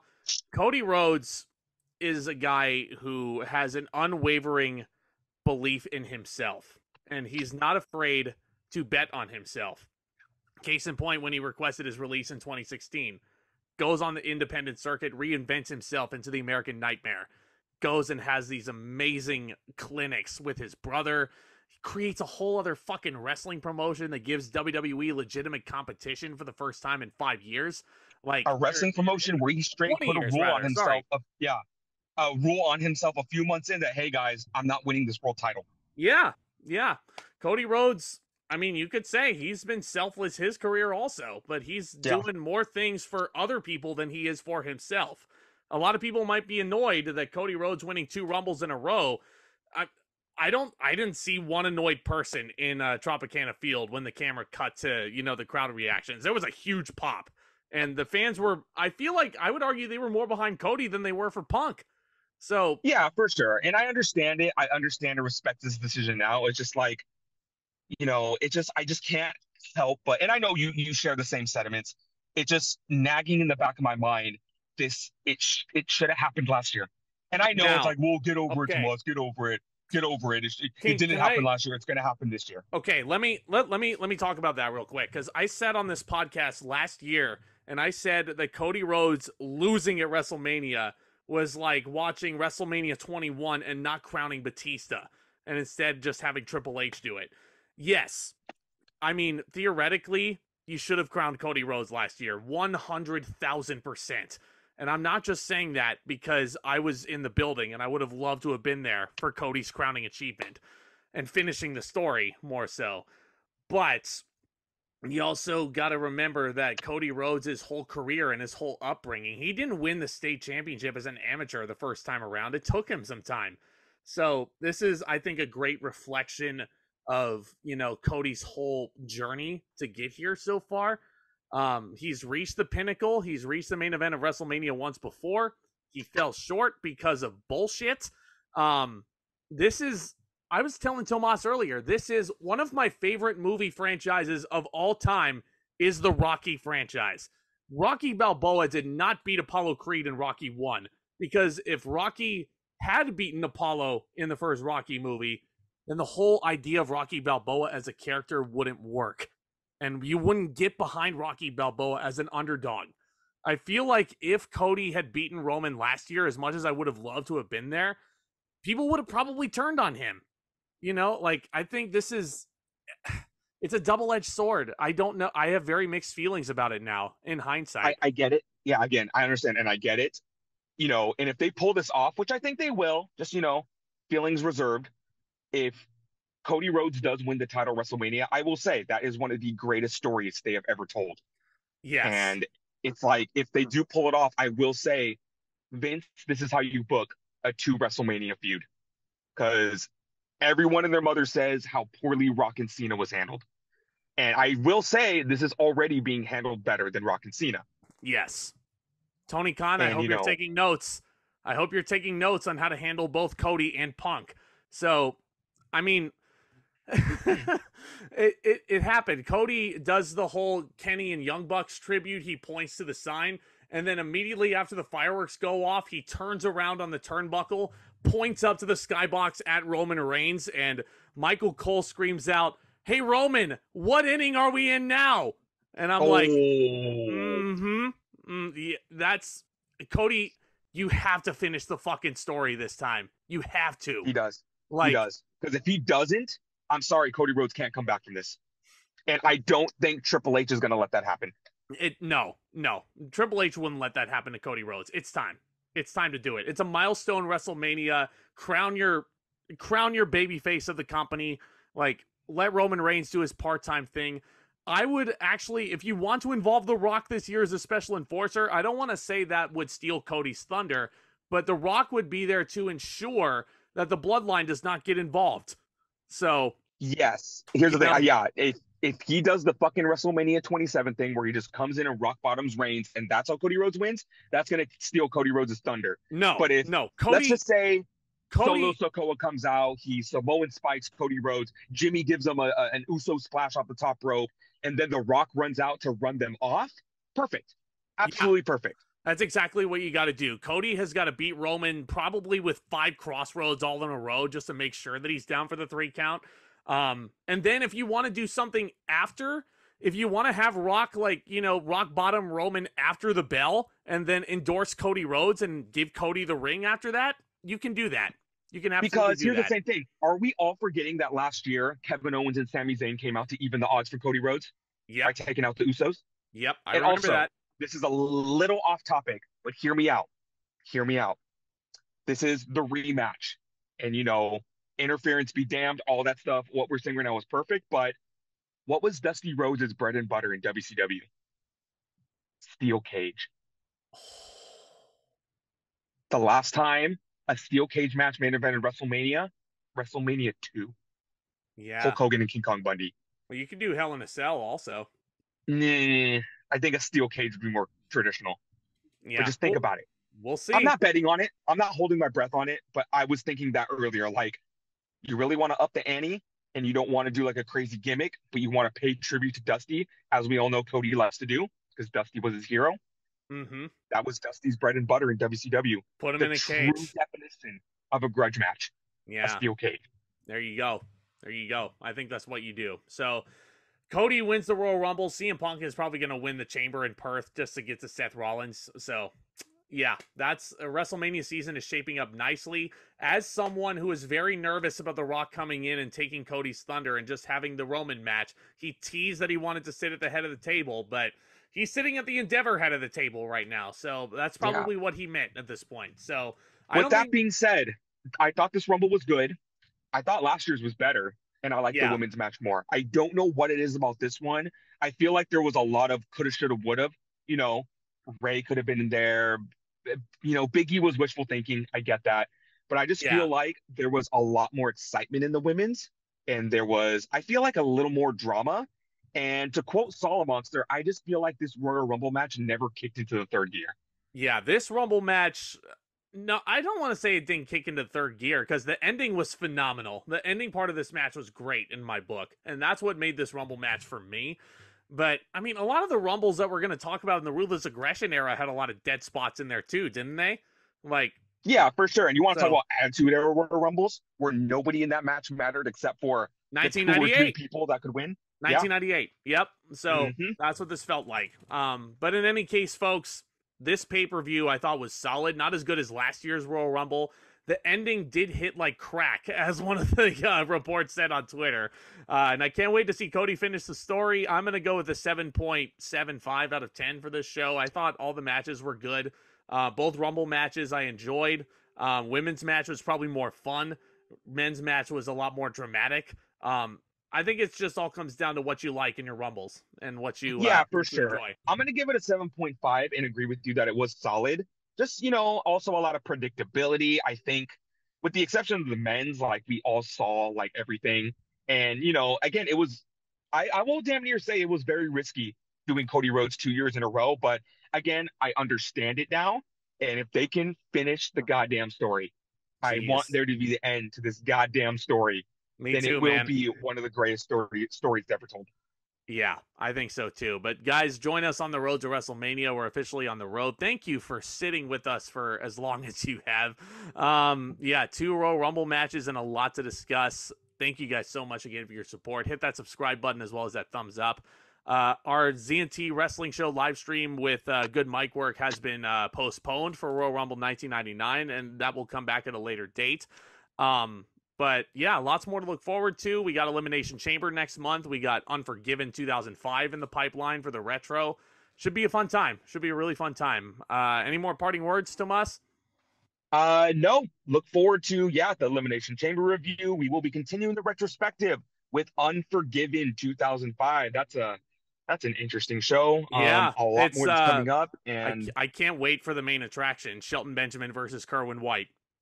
oh yeah, 100%. And Zach, Yeah. let me leave you with these parting words that may not make sense to the rest of the audience, but I am looking very forward to continuing this podcast with you.